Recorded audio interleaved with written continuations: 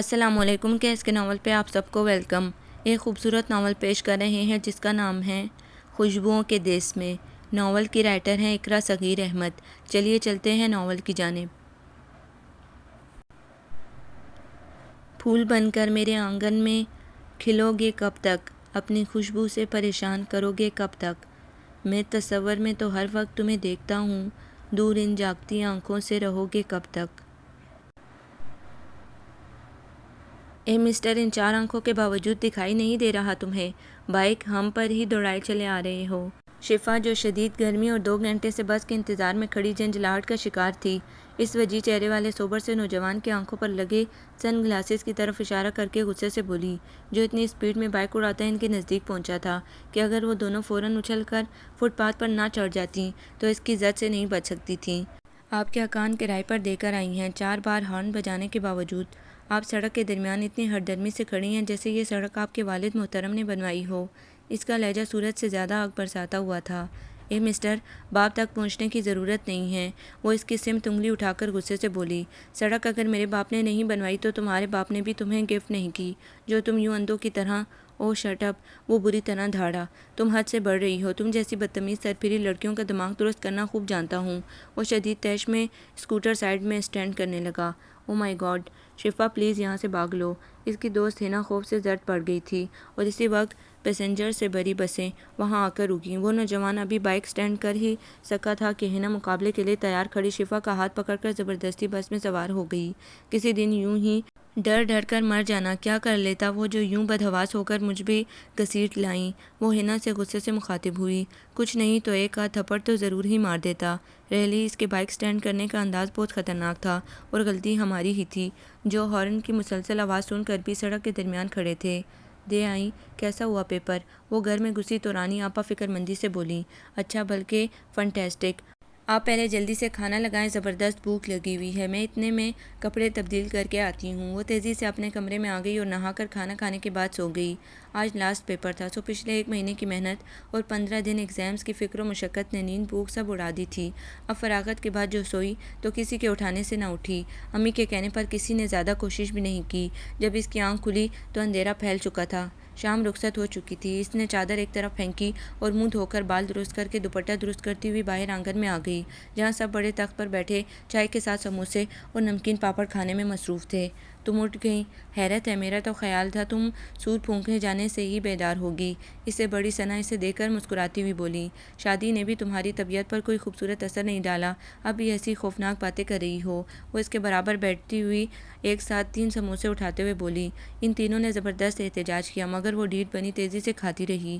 رانی آپا کچھ تو رحم کیجیے، آخر آپ کو ملک کی اتنی زیادہ آبادی پر رحم نہیں آتا؟ ملک کو صنعتی زرعی ترقیاتی پیداوار کی ضرورت ہے، مگر آپ کے یہاں والی پیداوار نے منصوبہ بندی والوں کے سارے پروگرام مٹی میں ملا دیے ہیں۔ رحم کیجیے پلیز، کچھ اپنی بعد کی آنے والی نسلوں کے لیے بھی چھوڑ دیجیے۔ وہ ان کی طرف دیکھتی ہوئے شرارت سے بولی۔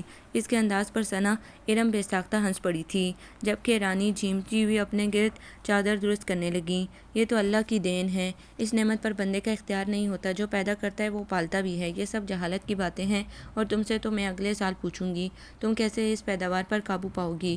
وہ چائے کا کپ اٹھا کر مسکراتی ہوئی معنی خیز لہجے میں بولی، رانی آپا یہ زیادتی ہے آپ کی، میرے خیال میں شادی کے 2 سال تک تو انسان کو انجوائے کرنا چاہیے، پھر تو مرنے تک بچے ہی پالتی ہے بیچاری عورت، پہلے اپنے پھر بچوں کے بچے آ جاتے ہیں، پوتا پوتیوں اور نواسا نواسیوں کی صورت میں، شروع کے ہی دن ہوتے ہیں جو فرصت میں اور خوابناک گزرتے ہیں۔ ارم بولی، مگر آج کل تو بہت کم ہی ایسا ہوتا ہے۔ وہ کیا مثال دیتی ہیں امی کہ ڈولی کے ساتھ بچے جاتے ہیں آج کل تو؟ رانی آپا نے اسے چڑھاتے ہوئے کہا اور اس کا چھٹے سموسے کی طرف بڑھتا ہاتھ میخان کے انداز میں رک گیا۔ اسے اپنے ارد گرد خطرے کی گھنٹی بجتی ہوئی محسوس ہوئی۔ یہ کیسی باتیں کر رہی ہیں آپ؟ میری سمجھ میں نہیں آ رہی، وہ ارم سے چائے لیتی ہوئی بولی۔ جب وقت آئے گا تو سمجھ میں آ ہی جائیں گی، فی الحال تو یہ گھر چھوڑ کر سسرال جانے کی تیاری کرو۔ وٹ؟ اسے زبردست اچھو لگا تھا۔ برابر بیٹھی ارم نے اس کے ہاتھ سے کپ لے لیا تھا اور تیزی سے اس کی کمر سے ہلانے لگی۔ ارے کیا ہوا؟ اندر کمرے سے عالیہ بیگم اس کے قریب آ کر اسے لپٹاتے ہوئے بولیں۔ ان کے آتے ہوئے پیچھے شکیل صاحب بھی پریشانی سے اس کے سر پر ہاتھ پھیرتے ہوئے اس کا چہرہ دیکھ رہے تھے۔ بڑی آپا نے جو کہا وہ بتا دیا، تمہارے پاپا کو ہی شوق چڑھا ہے بیٹی کو قربانی کی گائے بنانے کا۔ رسی کے بل بھی کبھی ختم ہوئے ہیں؟ کتے کی دم اگر 1000 سال بعد بھی نلکی سے نکالی جائے تو ٹیڑھی ہی رہتی ہے، اور واصفہ بھابھی تو کتے کی دم سے زیادہ ٹیڑھی ہیں۔ حسد اور 4 بیٹوں کے ہونے کے غرور نے انہیں عورت سے مغرور مینڈک بنا دیا ہے۔ انہیں اپنے آگے سب حقیر، کمتر اور فقیر لگتے ہیں، اور میری کاٹ برائیوں اور حسد میں تو دن بدن پھول کے فٹ بال بن گئیں۔ کبھی اپنے آگے دوسروں کو بھی بولنے کا موقع دے دیا کرو بھلی عورت۔ تم 2 عورتوں کی انہی حاسدانہ اور بیوقوفیوں نے 2 بھائی 2 خون جدا کر دیے ہیں۔ اللہ نے عورت کو بہت نرم اور حساس بنایا ہے، مگر بعض رشتوں میں مقید ہو کر عورت اس قدر جلاد صفت اور ظالم بن جاتی ہے کہ خون کو خون سے جدا کرتے ہوئے اسے ذرا بھی ندامت و ملال نہیں ہوتا، اس کا ضمیر ذرا بھی ایسی منافقت و گناہ پر سرزنش نہیں کرتا۔ وہ بہن بھائی جو ماں باپ کے سائے میں ایک دوسرے کا حصہ بنے ہوتے ہیں، بیویوں کی چال بازیوں اور چالاکیوں سے اس قدر متنفر اور سخت ہو جاتے ہیں کہ ایک دوسرے کی صورت دیکھنے کے روادار نہیں رہتے۔ اتنی نفرت، ایسی سنگ دلی تم عورتیں اپنی سیاست سے مردوں کے ذہنوں میں بھرتی ہو۔ بس میں نے فیصلہ کر لیا ہے، شفا اس ٹوٹے ہوئے رشتے کو استوار و مضبوط کرے گی۔ ہم 2 بھائی صرف 2 عورتوں کی وجہ سے اپنے ماں باپ کی روحوں کو آپس میں رشتے ختم کر کے اذیت دیتے رہے، مگر اب ایسا نہیں ہوگا۔ کل بھائی بھابھی اور دوسرے رشتے داروں کو لے کر آئیں گے، تم بھی کسی کو بلانا چاہو تو بلا لینا، کل ہی شادی کی تاریخ بھی دے دیں گے۔ حج کے کاغذات مکمل ہو کر آ گئے ہیں، اس آخری فرض سے بھی سبکدوش ہو کر اس کے حضور حاضری دیں گے۔ خاموش رہنے والے امی کے اشاروں پر چلنے والے پاپا کا یہ روپ ان چاروں کے لیے نیا اور تشویشناک تھا۔ اتنا بڑا فیصلہ انہوں نے بھائی کے ساتھ مل کر طے کر لیا تھا، اور اب انہیں مطلع کرنے کا انداز اٹل اور بے لچک تھا۔ عالیہ تو دوپہر سے ہی ان کا یہ ہردرم و سخت مزاج دیکھ کر رو دھو کر صبر کر چکی تھیں کہ 30 سال انہوں نے ان پر حکمرانی کی تھی، اور ان کی حکومت کا تختہ اتنی خاموشی سے الٹا کہ وہ اپنا توازن برقرار نہ رکھ پائی تھیں، اور فوراً ہتھیار ڈال دیے تھے۔ ایک آخری کوشش انہوں نے بیٹیوں کے سامنے کی تھی، مگر شکیل صاحب تو ایسے بدلے تھے کہ موسم بھی اتنی سرعت سے نہ بدلتے ہوں گے۔ ارم فون کر کے اپنے میاں کو اور دونوں بہنوئیوں کو رات کے کھانے پر بلا لو، اور کہہ دینا ان سے کہ شفا کی شادی کے لیے مشورے بھی لینا ہے، اور عقیل کو دفتر فون کر دو کہ واپسی میں دلہن کو میکے سے لیتا آئے، ورنہ وہ بھی ایک ہنگامہ کھڑا کر دے گی کہ اتنے اہم کام میں اسے شامل نہیں کیا گیا۔ ایک دن بھی نہیں ملا ہے، کس کو بلائیں، کس رشتہ دار کو چھوڑ دیں؟ فون کریں تو یہ شکوہ ہوگا کہ ہماری حیثیت غیروں کی طرح فون پر بلاوے دینے کی رہ گئی ہے۔ تمہارے پاپا نے پچھلی تمام زیادتیوں کا ایک دم ہی حساب لے لیا ہے۔ بدحواسی اور پریشانی سے اس کا برا حال تھا۔ اماں آپ ارم کو لے کر بلاوے دینے چلی جائیں، داماد کیا کریں گے آ کر؟ رانی آپا بولیں، تمہاری عقل بھی باپ کی طرح گھاس چرنے گئی ہوئی ہے۔ ہر کام میں دامادوں کو سر آنکھوں پر بٹھایا ہے، ہر کام ان کے مشوروں سے کیا گیا ہے، جبھی آج ان کی نظروں میں سسرال کی عزت ہے، اور تمہیں بھی کوئی تانا نہیں مل سکتا کبھی۔ یہ جو داماد ہوتے ہیں بڑی بدلحاظ مخلوق ہوتے ہیں، ذرا بھی ان کے معاملے میں کمی بیشی رہ جائے سارے ادب و آداب بلا کر طوطے کی طرح آنکھیں بدل لیتے ہیں۔ سالے سالیوں کی شادیوں میں تو ان کو اپنے جوہر دکھانے کا موقع ملتا ہے، مگر میں انہیں ایسا کوئی موقع نہیں دینا چاہتی۔ چلو کھانے کی تیاریوں میں لگ جاؤ۔ آج 20 سال بعد کیسے تمہیں بھائی کی محبت یاد آ گئی؟ نہ صرف اس کے گھر گئے بلکہ بیٹے کا رشتہ بھی پکا کر آئے۔ جادو ہے یہ سب، اس چنڈال عورت کا جادو، پکی جادوگرنی ہے وہ۔ دنیا ادھر سے ادھر ہو سکتی ہے، مگر وہ عورت، وہ لڑاکا اور مکار عورت نہیں بدل سکتی۔ دیکھو کیسے خاموشی سے میرے سب سے لائق، خوبصورت اور ہونہار بیٹے کو ہتھیا لیا۔ کالے جادو کرواتی ہے وہ عورت۔ کسی وقت میں اس عورت نے میری زندگی کیسی خراب کی تھی، ہر وقت میرے 4 بچوں سے حسد کیا کرتی تھی۔ خود کی بیٹیاں تھیں اور ایک بیٹا، جلن سے برا حال تھا اس کا۔ واصفہ بیگم اس وقت دل کے پھپولے پھوڑ رہی تھی۔ سب ان کے گرد جمع تھے، دونوں بڑی چھوٹی بہوئیں، دونوں شادی شدہ بیٹے، دونوں بیٹیوں اور دامادوں کو بلایا گیا تھا۔ سب سے چھوٹا وقار بھی ان کے درمیان خاموش بیٹھا تھا۔ راحیل صاحب نے فیصلہ سنا دیا تھا کہ وہ اپنے چھوٹے بھائی شکیل کی بیٹی سے آفاق کا رشتہ پکا کر آئے ہیں، اور کل جا کر شادی کی تاریخ لے کر آنی ہے۔ ان کی اطلاع بم کی طرح دھماکہ خیز ثابت ہوئی تھی۔ سب کو معلوم تھا کہ راحیل اور شکیل کے درمیان تعلقات ختم ہو چکے ہیں۔ 20 سال پہلے بچوں کی آپس کی لڑائیوں میں بات بڑوں تک پھیل گئی۔ بات معمولی تھی، مگر اس وقت بیگمات کی اندرون خانہ سیاست نے کچھ اس انداز میں دل خراب کیے کہ ایک جان 2 کالب رہنے والے بھائی اتنے متنفر ہوئے کہ ساتھ رہنا ہی چھوڑ دیا۔ دل بدل گئے تو پھر سبھی کچھ بدلتا چلا گیا۔ گھر، کاروبار، محلہ اور کچھ بدفطرت تماش بین لوگوں نے ایسی آگ لگائی کہ راحیل صاحب نے دونوں بیٹوں اور بیٹیوں کی شادی بھی بھائی کو بلانا اہم نہ سمجھا، اور شکیل صاحب نے بھی تینوں بیٹیوں اور اکلوتے بیٹے کی شادی دھوم دھام سے کر دی۔ انہیں بھی بھائی کی کمی محسوس نہیں ہوئی۔ اس تمام عمل میں ایسے لوگوں کا کردار زیادہ تھا جو دوسروں کے گھروں میں آگ لگا کر تماشا دیکھتے ہیں۔ نفسا نفسی کے اس دور میں خود غرضی، نفس پرستی، اذیت پسندی عروج پر ہے۔ آج نہ معلوم کیا ہوا تھا کہ آفس سے واپسی پر ان کے قدم خود بخود اس طرف جا نکلے تھے جہاں سے کبھی جیتے جی نہ آنے کا قصد کر کے نکلے تھے۔ گو کہ 20 سال کے طویل عرصے میں وہ محلہ فیشنیبل مہنگے ترین علاقوں میں شمار ہونے لگا تھا اور شکیل صاحب کا وہ پرانا 2 منزلہ گھر اب خوبصورت بنگلے میں تبدیل ہو چکا تھا۔ وہ ادھر آئے تو نہیں تھے مگر نہ جانے کے باوجود اطلاعات ہر قسم کی رہتی تھیں۔ وہ کالا گیٹ کھول کر اندر چلے گئے۔ گو کہ گھر ان کی محل نما کوٹھی کے آگے بہت چھوٹا تھا مگر یہاں انہیں اپنے وجود کی مہک آ رہی تھی۔ کوئی غیر مرئی طاقت انہیں کھینچتی ہوئے اندر لیے چلی جا رہی تھی۔ وہ گویا رشتوں کی مہک کا تعاقب کرتے ہوئے اندر کی جانب بڑھتے جا رہے تھے۔ اندر ہر سو سناٹے کا عالم تھا۔ وہ اس وقت لابی میں کھڑے تھے جب اچانک ایک کمرے کا دروازہ کھلا اور شکیل کو وہاں سے نکلتے دیکھ کر وہ فوراً اس کے گلے سے لگ کر پھوٹ پھوٹ کر رو دیے۔ خوشی ہو یا غم، آنسو ہمارے وہ وفادار دوست ہیں جو کسی موقع پر ہمارا ساتھ نہیں چھوڑتے۔ شکیل صاحب بھی سکتے کی کیفیت سے نکل کر سب بھول کر ان کے گلے لگے، اپنے رویوں کی معافی مانگ رہے تھے۔ دونوں اشکبار تھے، نادم و قصوروار تھے، نگاہیں دونوں کی جھکی ہوئی تھیں۔ ان کی آواز سن کر عالیہ بیگم بھی کمرے سے نکل آئی تھی اور اتنے عرصے بعد جیٹ کو دیکھ کر انہیں مسرت یا دکھ کا احساس نہیں ہوا مگر انہوں نے سابقہ انداز میں انہیں سلام کیا اور خانسامہ کو چائے کا کہنے کچن کی طرف چلی گئیں۔ دونوں بھائی جیسے صدیوں بعد ملے تھے۔ معافی اور ندامتوں کا سلسلہ بہت دیر بعد ختم ہوا تھا اور وہ چائے پینے کے ساتھ ساتھ بچوں کی شادیوں کی تصویروں کا البم بھی دیکھ رہے تھے۔ یہ شفا ہے جو ہمارے جانے کے 3 سال بعد پیدا ہوئی ہے، وہ ایک جگمگاتی آنکھوں والی لڑکی کی تصویر پر انگلی رکھتے ہوئے بولے۔ جی بھائی صاحب، یہ شفا ہے، یونیورسٹی گئی ہے، BA آنرز میں ہے، آج آخری پیپر ہے اس کا، شام تک آ جائے گی۔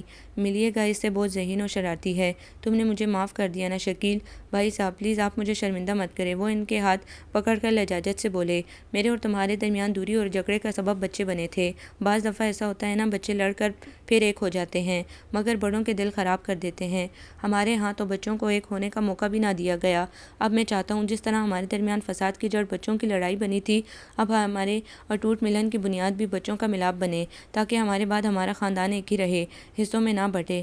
آفاق 6 ماہ پہلے ہی جرمنی سے انجینئرنگ کی ڈگری لے کر آیا ہے اور یہاں ملک کی بڑی کنسٹرکشن کمپنی میں پرکشش جاب بھی مل گئی ہے۔ آفاق بہت سمجھدار اور حساس بچہ ہے۔ 7 سال جرمنی میں رہنے کے بعد بھی اس میں کوئی عیب یا برائی نہیں ہے۔ دراصل تربیت میں نے شروع سے ہی ایسی دی ہے کہ بچوں کو حلال و حرام کی تمیز ہو چکی ہے۔ آفاق بہت ذمہ دار ہے، دیکھنا تم فخر محسوس کرو گے اسے اپنا داماد بنا کر۔ شفا کو اس گھر میں کوئی تکلیف نہیں ہوگی۔ اگر تم مجھ سے صاف دلی سے ملنا چاہتے ہو تو یہ رشتہ منظور کر لو۔ اور یوں دونوں بھائیوں نے پہلا فیصلہ اپنی بیویوں کے بغیر کیا اور اس پر ثابت قدمی سے ڈٹ گئے۔ واصفہ کو ابھی تک یقین نہیں آ رہا تھا کہ جو سن رہی ہیں سچ ہے۔ انہیں اپنی دیورانی سے تب سے حسد شروع ہو گیا تھا جب سے وہ اس گھر میں دلہن بن کر آئی تھی اور ان کی خوبصورتی اور سلیقہ مندی کو گھر میں اور گھر سے باہر بھی خوب سراہا جاتا تھا۔ عالیہ ایک متوسط گھرانے سے تعلق رکھتی تھی مگر خوبصورت بہت تھیں۔ دوسرے ان میں پھرتی اور ذہانت بہت تھی، سلائی کڑھائی بنائی ہر چیز میں تاک۔ وہ خود متمول گھرانے سے تعلق رکھتی تھی، انہیں خود تو اٹھ کر پانی پینے کی بھی عادت نہیں تھی، اس کے علاوہ بہت قائل و آرام پرست تھیں اور یہیں اسٹیج پر عالیہ سے شکست وہ کھا گئی تھی۔ پورے گھر کے کام کے ساتھ بچوں کو سنبھالتی، محلے دار اور رشتہ داروں کے بھی دکھ درد میں کام آنے والی عالیہ بیگم سب کی آنکھوں کا تارا تھیں۔ اپنا ہو یا غیر، سب ان کی عزت کرتے اور اپنے کاموں میں ان کا مشورہ ضروری سمجھتے تھے۔ اور آصفہ جو خود کو بہت امیر خاندان کی سمجھتی تھی، اس غرور میں وہ کسی کو منہ نہیں لگاتی تھی۔ وہ عالیہ بیگم کی شدید مخالفت کرنے لگیں، بات بے بات لڑنے کا موقع نکال لیتی۔ ساس سسر نے سمجھانا چاہا مگر کب کسی کو خاطر میں لاتی تھی۔ راحیل صاحب سے الگ گھر لینے کا مطالبہ زور پکڑ گیا تھا اور ان کی بیجا زیادتیوں کے جواب میں عالیہ بھی اپنا صبر و ضبط کھونے لگی تھیں اور پھر دونوں طرف ہی چاہت اور برداشت کا مادہ ختم ہو جائے تو گھر میدان جنگ بن جاتا ہے۔ اور یوں ہونے لگا۔ ساس سسر کے انتقال کے بعد ایک وقت ایسا بھی آ گیا کہ دونوں بھائی ایک دوسرے سے جدا ہو گئے۔ وہ جو چاہتی تھی وہ ہو گیا تھا۔ وقت تیزی سے گزرتا گیا اور وہ اپنی پسند کی بہویں اور داماد منتخب کرتی رہیں۔ راحیل صاحب تو ان کی خوشی میں خوش تھے، کبھی کوئی اعتراض انہوں نے نہیں کیا تھا۔ اور آج اس پرسکون جھیل میں اتنی زبردست اور شدید طوفانی آئی تھی کہ ان کا سب کچھ بہہ گیا تھا۔ داماد جا چکے تھے، بہویں بھی اپنے کمرے میں چلی گئی تھیں۔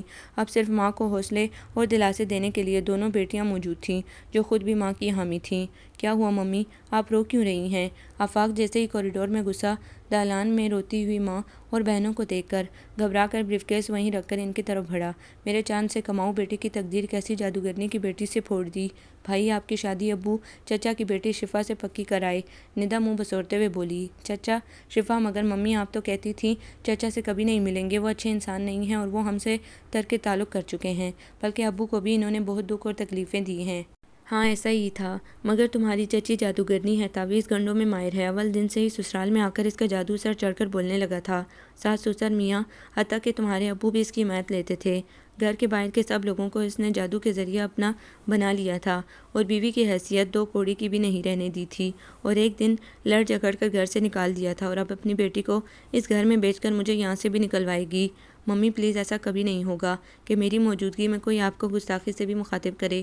وہ ایک بازو کے گھیرے میں ممی کو اور دوسرے میں دونوں بڑی چھوٹی بہنوں کو لیتے ہوئے بولا، میری سمجھ نہیں آ رہا، صبح میں آفس گیا ہوں تو سب ٹھیک تھا، یہ 9 گھنٹوں میں کیا چکر چلا ہے؟ اور جہاں تک مجھے یاد آتا ہے، چچا جان کی 3 بیٹیاں تھیں، رانی آپا، ان کے بعد عقیل بھائی، ارم باجی اور ثنا۔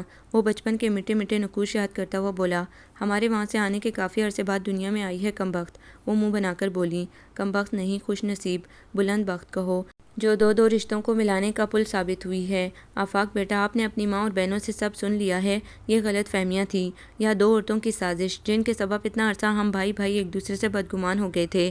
اب تمہیں بھی باپ کے توقعات پر پورا اترنا ہے۔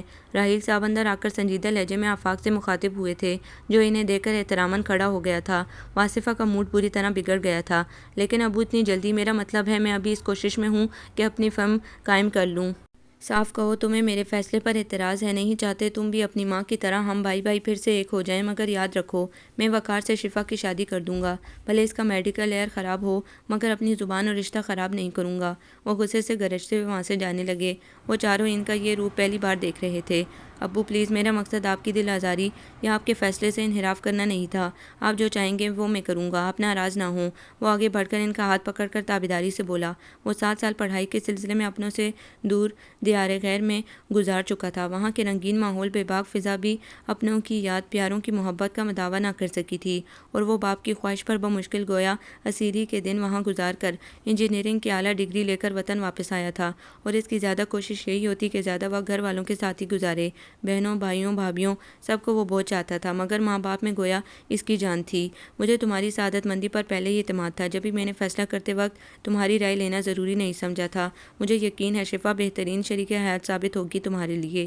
وہ اس کے جھکے ہوئے سر پر شفقت سے ہاتھ پھیرتے ہوئے مسرور لہجے میں بولے۔ پیلے مائیوں کے غرارہ سوٹ میں اس کا نوخیز حسن سوگواری لیے دلکش لگ رہا تھا۔ مسلسل گریہ زاری سے آنکھیں اور ناک سرخ انگارہ ہو رہی تھیں۔ حسب روایت اسے 7 دن پہلے بڑے کمرے کے ایک کونے میں پردہ ڈال کر مایوں بٹھا دیا گیا تھا۔ روزانہ اسے ناشتے اور کھانے میں مخصوص چیزیں دی جا رہی تھیں۔ اس وقت بھی رانی آپا چکن روسٹ، تکے کباب اور پراٹھے لے کر اس کے پاس آئیں تو وہ غصے میں بولی، مجھے نہیں اچھی لگتی یہ مرغن غذائیں، مجھے ایسا لگ رہا ہے جیسے میری شادی کی نہیں اکھاڑے کی تیاری کروا رہی ہو آپ۔ ریسلنگ لڑنی ہے کیا مجھے؟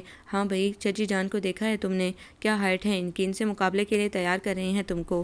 قریب بیٹھی ہوئی ارم اور ثنا ہنس کر بولیوں۔ رانی آپا کے ہنسنے کے دوران تھل تھل ہلتے جسم کو دیکھ کر وہ آنسوں کے درمیان مسکرا دی۔ بس میں نے کہہ دیا، میں دال چاول کھاؤں گی اور ساتھ اچار ہو، مجھے نہیں لڑنی کسی سے ریسلنگ ویسلنگ۔ اس کے انداز پر وہ معنی خیزی سے ہنس پڑی تھی، اور اس نے جھنجھلا کر دوبارہ رونا شروع کر دیا تھا۔ جب سے یہ بات طے ہوئی تھی، آنسو تو بے اختیار اس کے بہنے لگتے تھے۔ وہ سوچتی تھی ایگزامز کے بعد خوب آزادی سے گھومے پھرے گی، پڑھائی کے سلسلے میں پابند ہو کر رہ گئی تھی، اسے آزادی پاتے ہی اسلام آباد، چھوٹی خالہ کے پاس لاہور، بڑی خالہ کے پاس ملتان، سکھر وغیرہ خالہ زاد بہنوں کے سسرال سیر کر کے آئے گی، مگر سارے خواب سیراب بن گئے تھے۔ اس کی حالت ایسے پرندے کی مانند تھی جس کی پہلی پرواز سے قبل ہی ہمیشہ کے لیے پر کاٹ کر پرواز سے محروم کر دیا گیا ہو۔ وہ لاکھ بدتمیز، خودسر اور زبان دراز سہی، مگر اپنی خواہشات کی تکمیل کے لیے وہ زبان نہیں کھول سکی تھی کہ وہ بیٹی تھی، باپ کی اونچی پگڑی میں جوڑا نگینہ۔ کس طرح وہ انکار کر کے باپ کی عزت خاک میں ملا سکتی تھی، جبکہ وجہ صرف اس کی آزادی پرواز کی تھی، کوئی دوسرا چکر نہ تھا۔ باپ کی امید افزا اور مان بھرے چہرے پر نگاہ ڈالتے ہی وہ بیٹیوں کی طرح سر جھکا چکی تھی۔ اپنی تائی کے بارے میں اس نے بہت کچھ سن رکھا تھا، مگر وہ سنی سنائی پر یقین رکھنے والوں میں سے نہ تھی۔ مگر اب ابٹن تیل اور مہندی کی رسموں کے دوران تائی اور ان کی بیٹیوں کے سرد روکھے رویے اس نے جھکی آنکھوں کے دوران ہی محسوس کر لیے تھے، اور آگے اسے جس کٹھن راہ سے گزرنا تھا، اس کا احساس اسے پسماردہ کر گیا تھا کہ وہ آفاق کے لیے اپنے دل میں کوئی اچھوتا و خوبصورت تصور پال ہی نہ سکی۔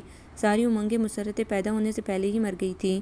مستضاد اس پر یہ کہ ماں باپ، بہن بھائی، گھر چھوٹ جانے کے احساس سے اس کی آنکھیں بھیگی رہتی تھیں۔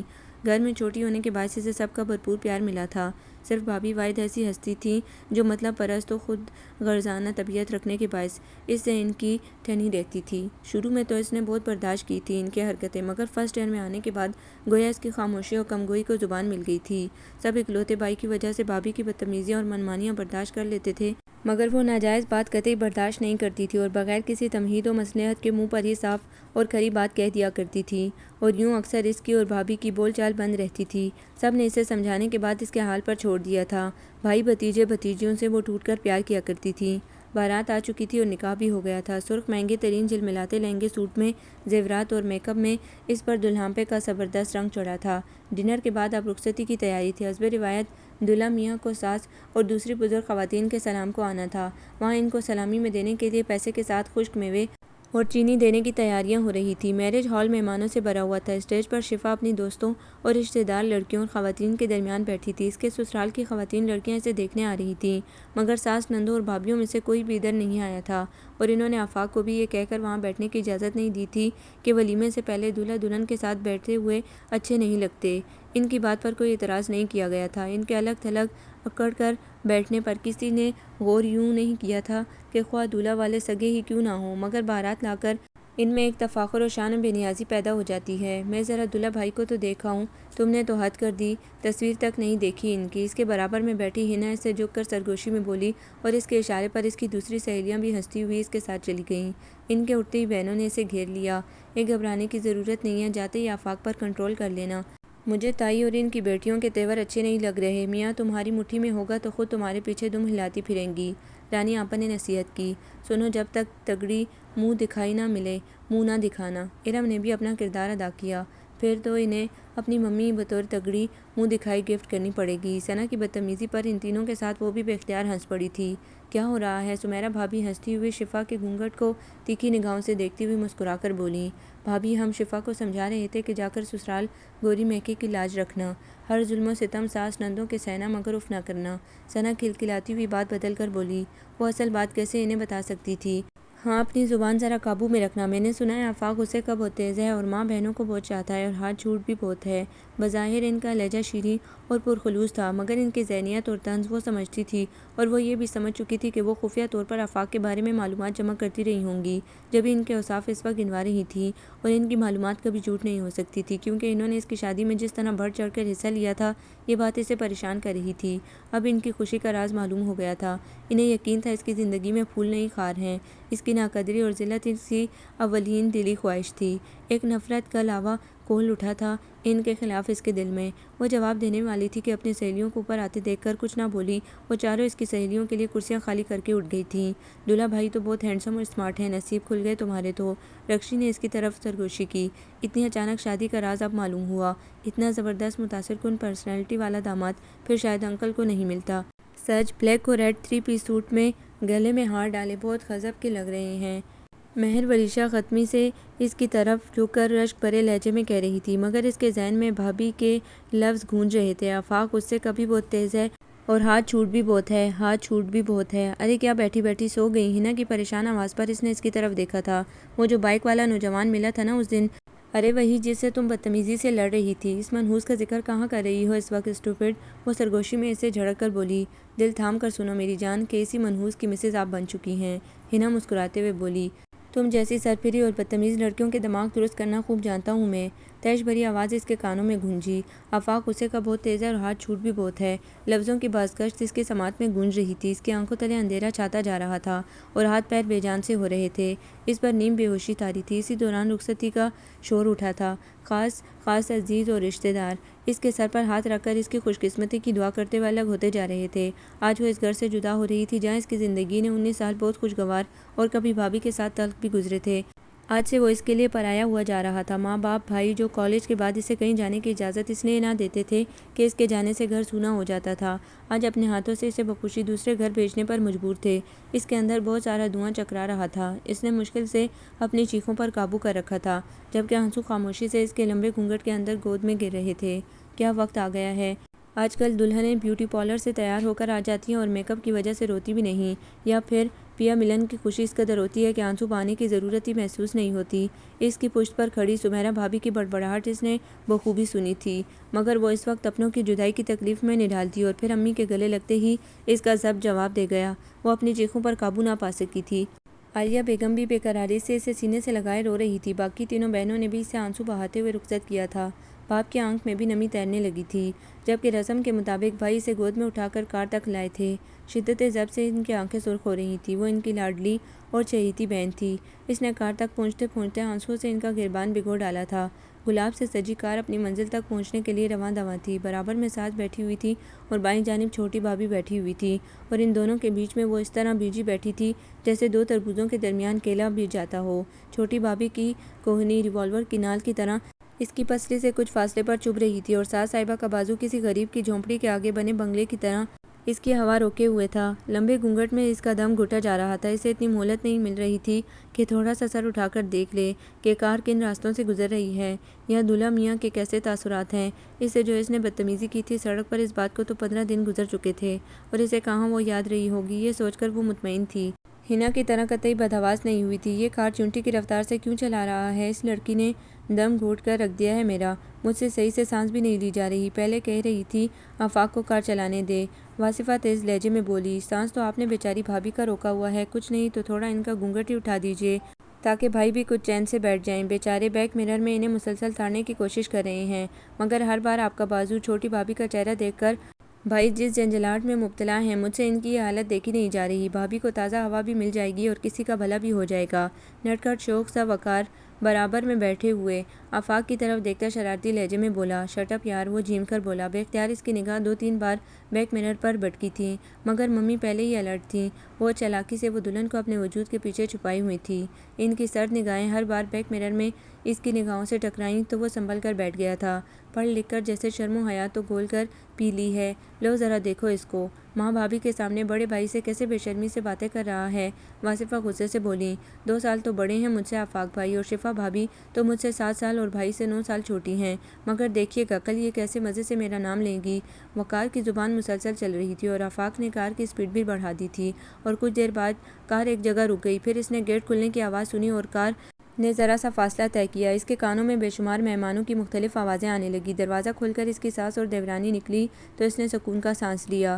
آئیے بھابھی باہر آ جائیے۔ اس کے کانوں میں وہی آواز گونجی تھی، شوق و شگفتہ۔ آئیے۔ وہ اس کا ہاتھ پکڑ کر آرام سے اسے کار سے نکال لایا۔ چلیے بھائی صاحب، بھابھی کو اٹھائیے اور اندر چلیے۔ وہ کچھ فاصلے پر کھڑے آفاق سے مخاطب ہوا۔ اس نے ابھی تک اسے سہارا دیا ہوا تھا۔ شفا سے اپنا بھاری بھرکم لہنگا سنبھالنا دشوار ہو رہا تھا۔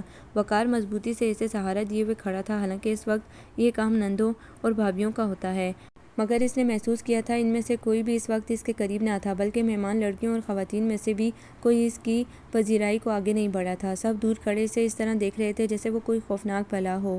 اس نے گردن معمولی سی اٹھا کر دیکھا۔ یہ لان تھا، بہت خوبصورت اور روشنیوں سے جگمگا رہا تھا۔ پورا گھر آرائشی روشنیوں سے جگمگ کر رہا تھا۔ بھائی کیا سوچ رہے ہیں، آئیے نا۔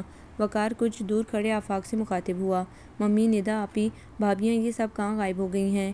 اسے گھونگھٹ میں آفاق کی آواز سنائی دی۔ 4 بار ہارن بجانے کے باوجود سڑک کے درمیان اتنی ہردرمی سے کھڑی ہیں جیسے یہ سڑک آپ کے والد محترم نے بنوائی ہو۔ اس کی آواز سنتے ہی اس سے پہلی ملاقات کے لفظ کانوں میں گونجے۔ پہلی بار اس کا دل نہ جانے کس جذبے کے تحت زور و شور سے دھڑکنے لگا۔ ہنا آلود ہتھیلیاں پسینے سے بھیگ اٹھیں، گلا خشک ہو گیا تھا۔ ممی ڈریس چینج کرنے گئی ہیں، نادرہ آپی اور بھابھیاں ابو سے نیک وصول کر رہی ہیں دلہن کو گھر میں داخل ہونے دینے کا۔ وقار نے اس کی دل شکنی کے خیال سے بات بنائی تھی۔ حقیقت میں اس وقت جو دلہن کا راستہ روکے ہوئے تھیں وہ سب رشتے کی بھابھیاں اور کزنز تھیں۔ ان میں سے کوئی بھی وہاں موجود نہیں تھا۔ آفاق نے کچھ کہنا چاہا تھا، مگر پھر ایک نظر وقار کے قریب لمبے گھونگھٹ میں سر جھکائے کھڑی شفا کے دل آزاری کے خیال سے خاموش ہو گیا۔ مگر اس کے چہرے پر جو مسرتوں کے رنگ چھائے ہوئے تھے وہ خلفشار و تردد میں بدل گئے تھے۔ وہ کھرا اور سچا انسان تھا۔ اس نے ابو کے فیصلے کو دل و جان سے قبول کیا تھا۔ اسے معلوم تھا ممی اور بہنیں راضی نہیں ہیں، مگر ابو نے ساری صورتحال اسے سمجھا دی تھی، اور ان کی زبانی حقیقت سن کر اسے زیادہ قصور اپنی ماں کا ہی محسوس ہوا تھا بنسبت چچی کے، اور اس نے تہیہ کر لیا تھا وہ شفا کو دل و جان سے قبول کرے گا، اور شفا کو بھی سمجھائے گا کہ وہ بھی اچھی بہو بن کر ممی اور سب گھر والوں کے دل جیت لے۔ جب دل فتح ہو جائیں، محبتوں سے تسخیر کر لیے جائیں تو رشتے خود ہی پائیدار و مضبوط ہو جاتے ہیں۔ اس نے مکمل خلوص اور اپنائیت سے شفا کو اپنا نام دیا تھا اور یہاں لے کر آیا تھا، مگر ماں بہنوں کی ناتعلقی و عدم دلچسپی نے اسے پریشان کر ڈالا تھا۔ اسے معلوم تھا یہ سب تو ہونا ہے، مگر مہمانوں کے آگے تو گھر کی عزت کا خیال رکھیں۔ چلو بیٹا دلہن کو اٹھاؤ، بسم اللہ کرو۔ راحیل صاحب وہاں کر آفاق سے مخاطب ہوئے۔ ان کے ساتھ دونوں بھابیاں اور نندیں تھیں۔ وہ شاید انہیں زبردستی ڈانٹ ڈپٹ کر لائے تھے۔ ان کے موڈ بری طرح آف تھے۔ شفا کی طرف انہوں نے کوئی پیش قدمی نہیں کی تھی اور یوں ہی اکڑی کھڑی تھی۔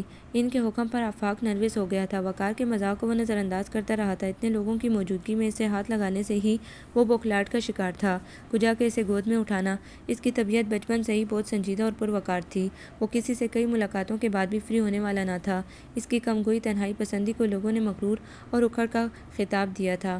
کیا سوچ رہے ہو یار، گھبراؤ نہیں، اٹھا لو گے آرام سے، زیادہ وزنی نہیں ہے۔ بڑے افتخار بھائی اس کے نزدیک آ کر شوخی سے کندھے پر ہاتھ رکھتے ہوئے بولے۔ چلو شاباش۔ چھوٹے اظہار بھی مسکراتے ہوئے اس کا دوسرا شانہ تھپ تھپاتے ہوئے ہمت بندھاتے ہوئے بولے۔ وہ مسکراتا جھجکتا ہوا اس کی طرف بڑھ گیا۔ دوسرے لمحے وہ شفا کو اس طرح بازوں میں اٹھا چکا تھا جیسے وہ لڑکی نہیں کوئی ربر کی گڑیا ہو۔ اسی لمحے کافی شوق جملے ان کی طرف اچھالے گئے تھے۔ وہ مسکراتا ہوا اسے بازوں میں دبائے اندر کی جانب بڑھ رہا تھا۔ پھولوں اور پتیوں سے ان کا استقبال ہو رہا تھا۔ لوگ بچے گود لیتے ہیں مگر بیوی گود لیتے ہوئے آج پہلی بار دیکھا ہے۔ ایک مسکراتی آواز پر زبردست قہقہ پڑا تھا۔ ہمارے بھائی نے عملی ثبوت دیا ہے اپنی ذمہ داری خود اٹھانے کا۔ وقار کہاں چونکنے والا تھا۔ کالا رنگ سوگ کی علامت ہے۔ دلہا میاں کس بات کا سوگ منا رہے ہیں بلیک 3 پیس پہن کر؟ آج کا دن تو ان کے لیے مسرتوں کا دن ہے، واصفہ کی بھاوج بولی۔ آنٹی درست کہا آپ نے، دراصل آج بھائی کی آزادی کا آخری دن تھا، اسی لیے بھائی اپنی آزادی کے سلب ہونے کا سوگ بھی منا رہے ہیں۔ اور کوٹ کے نیچے ریڈ شرٹ اور ٹائی پر بھی تو دھیان دیجیے، سرخ کلر تو زندہ دلی کی علامت ہوتا ہے۔ تو شادی کی خوشی اور آزادی کے سوگ کا ایک ساتھ اہتمام کیا ہے بھائی نے۔ وقار کی وضاحت پر بھرپور قہقے لگے تھے۔ مومانی شرمندہ سی ہو گئی تھی۔ اس کے لباس سے نکلتی سہاگ کی مست کر دینے والی مہکار سے وہ بے خود سا ہو گیا تھا۔ دل جو کچھ دیر پہلے پسماردگی کا شکار ہو گیا تھا، اس کا قرب پا کر بھرپور طریقے سے جاگ اٹھا تھا۔ بڑی بھابھی کے اشارے پر اسے وہ سیدھا اپنے بیڈ روم میں لے آیا تھا اور پھول بکھرے بیڈ پر آہستگی سے بٹھا دیا۔ کیا رسمیں نہیں ہوں گی جو دلہن کو کمرے میں بٹھایا ہے؟ کسی خاتون کی آواز ابھری۔ دلہن کے کمرے میں رسمیں کرنا منع ہے کیا؟ بڑی جیٹھانی تنک کر بولی۔ ارے غضب ہو گیا بھائی۔ ندا تیزی سے اندر آ کر آفاق سے گھبرائے ہوئے لہجے میں بولی۔ کیا ہوا کیا ہوا؟ وہاں موجود خواتین کی آوازوں میں آفاق کی آواز دب گئی تھی۔ ممی باتھ روم میں گر گئیں۔ بدحواس سا آفاق تیزی سے باہر لپکا اور اس کے پیچھے وہاں موجود ساری خواتین چلی گئیں۔ مہکتے کمرے میں سناٹا چھا گیا۔ شفا نے کانپتے ہاتھوں سے گھونگھٹ اٹھایا اور کمرے کا جائزہ لینے لگی۔ کمرہ بہت خوبصورتی اور محنت سے ڈیکوریٹ کیا گیا تھا۔ بیڈ کے اطراف سرخ گلابوں کی لڑیاں لٹکی ہوئی تھیں۔ دیواروں پر دلکش سینریز اور پردے لہرا رہے تھے۔ فرنیچرز کی سیٹنگ ترتیب سے کی گئی تھی۔ چھت کے وسط میں جلتا ہوا فانوس ماحول کو خوابناک بنا رہا تھا۔ تازہ گلابوں کی مہک نے ماحول کو رومانٹک کر دیا تھا، مگر اسے کچھ بھی اچھا نہیں لگ رہا تھا۔ دل انجانے وسوسے اور اندیشوں کی وجہ سے گھبرا رہا تھا۔ اسے لگ رہا تھا اس کا ستارہ گردش میں آ چکا ہے، آنے والی گھڑیاں خوشکن ہرگز نہیں ہوں گی۔ ارے بھائی، دلہن نے جیسے گھر میں قدم رکھا ویسے ہی ساس کی ٹانگ ٹوٹ گئی۔ یہ تو کوئی اچھا شگون نہیں ہے۔ آگے دیکھو کیا ہوتا ہے، مومانی دہشت زدہ لہجے میں بولی۔ یہ تو شکر ہے ممی یہاں بیڈ پر آ کر بے ہوش ہوئی ہیں، ورنہ ان کو یہاں لانا بھی ایک مسئلہ ہو جاتا۔ ندا آنسو بہاتی ہوئی بولی۔ دونوں بہوؤں نے مشکل سے ہنسی ضبط کی۔ پریشانی کی بات نہیں ہے، ڈاکٹر دوائی دے گیا ہے، انجیکشن لگا گیا ہے، ٹانگ نہیں ٹوٹی، نہ کوئی چوٹ آئی ہے۔ شاید تمہاری ممی خوف سے بے ہوش ہو گئی ہیں، راحیل صاحب بولے۔ لیکن ابو ایسے بھی کیا بے ہوشی، پچھلے 2 گھنٹے سے ممی بے ہوش ہیں۔ ہر ترکیب آزما لی مگر ممی کو ہوش نہیں آ رہا۔ نہ معلوم کس قسم کی ہیں آپ کی آنے والی بہو۔ گھر میں قدم رکھتے ہی ہماری ماں کو بستر پر ڈال دیا، منحوس قدم کہیں کی۔ نادرہ آنسو صاف کرتی ہوئی بڑبڑائی۔ کیسی جاہلوں جیسی باتیں کر رہی ہو، یہ اتفاق ہے محض، اور آپ کی ممی تو ہیں ہی نازک مزاج۔ دلہن کمرے میں اکیلی ہے، جو رسمیں وغیرہ کرنی ہے ان سے فارغ ہوں، بہت ٹائم ہو رہا ہے۔ ممی ٹھیک ہیں؟ افتخار ریسٹ واچ میں ٹائم دیکھتے ہوئے بولے۔ کیسی باتیں کر رہے ہیں آپ؟ آنٹی کی طبیعت ٹھیک نہیں ہے، سارے مہمان جا چکے ہیں، صرف امی تو رکی ہیں۔ آنٹی کی وجہ سے اب رسمیں کوئی اچھی لگیں گی؟ بڑی بھابھی منہ بنا کر بولی۔ نامعلوم کھانا بھی کس نیت سے کھلایا ہے، جب سے کھایا ہے پیٹ میں درد ہی ختم نہیں ہو رہا۔ چھوٹی بھابھی کی تائید دونوں نندوں اور بڑی بھابھی نے بھی بڑے شور سے کی۔ اسی لیے تو کہتے ہیں اتنا بے تحاشا نہیں کھانا چاہیے کہ بعد میں پیٹ کا درد بن جائے۔ کھانا لذیذ تھا، اس میں آپ کے پیٹ کا قصور ہے، ان کی نیت کا نہیں۔ وقار بول اٹھا۔ تم تو ہو ہی بہت بدتمیز، چھوٹے بڑے کا لحاظ کیے بغیر جو منہ میں آتا ہے بول دیتے ہو۔ نادرہ اسے غصے سے گھورتے ہوئے بولی۔ بات کرنے کی تمیز سیکھو، وقار کہہ کر کمرے سے چلا گیا۔ ارے یہ سب جادو کے زیر اثر بول رہے ہیں، وہ ہے ہی ایسی جادوگرنی، دیر نہیں لگتی اس کی حمایت کرتے لوگوں کو۔ ہائے کیا درد ہو رہا ہے، جیسے ٹانگ ٹوٹ گئی ہو۔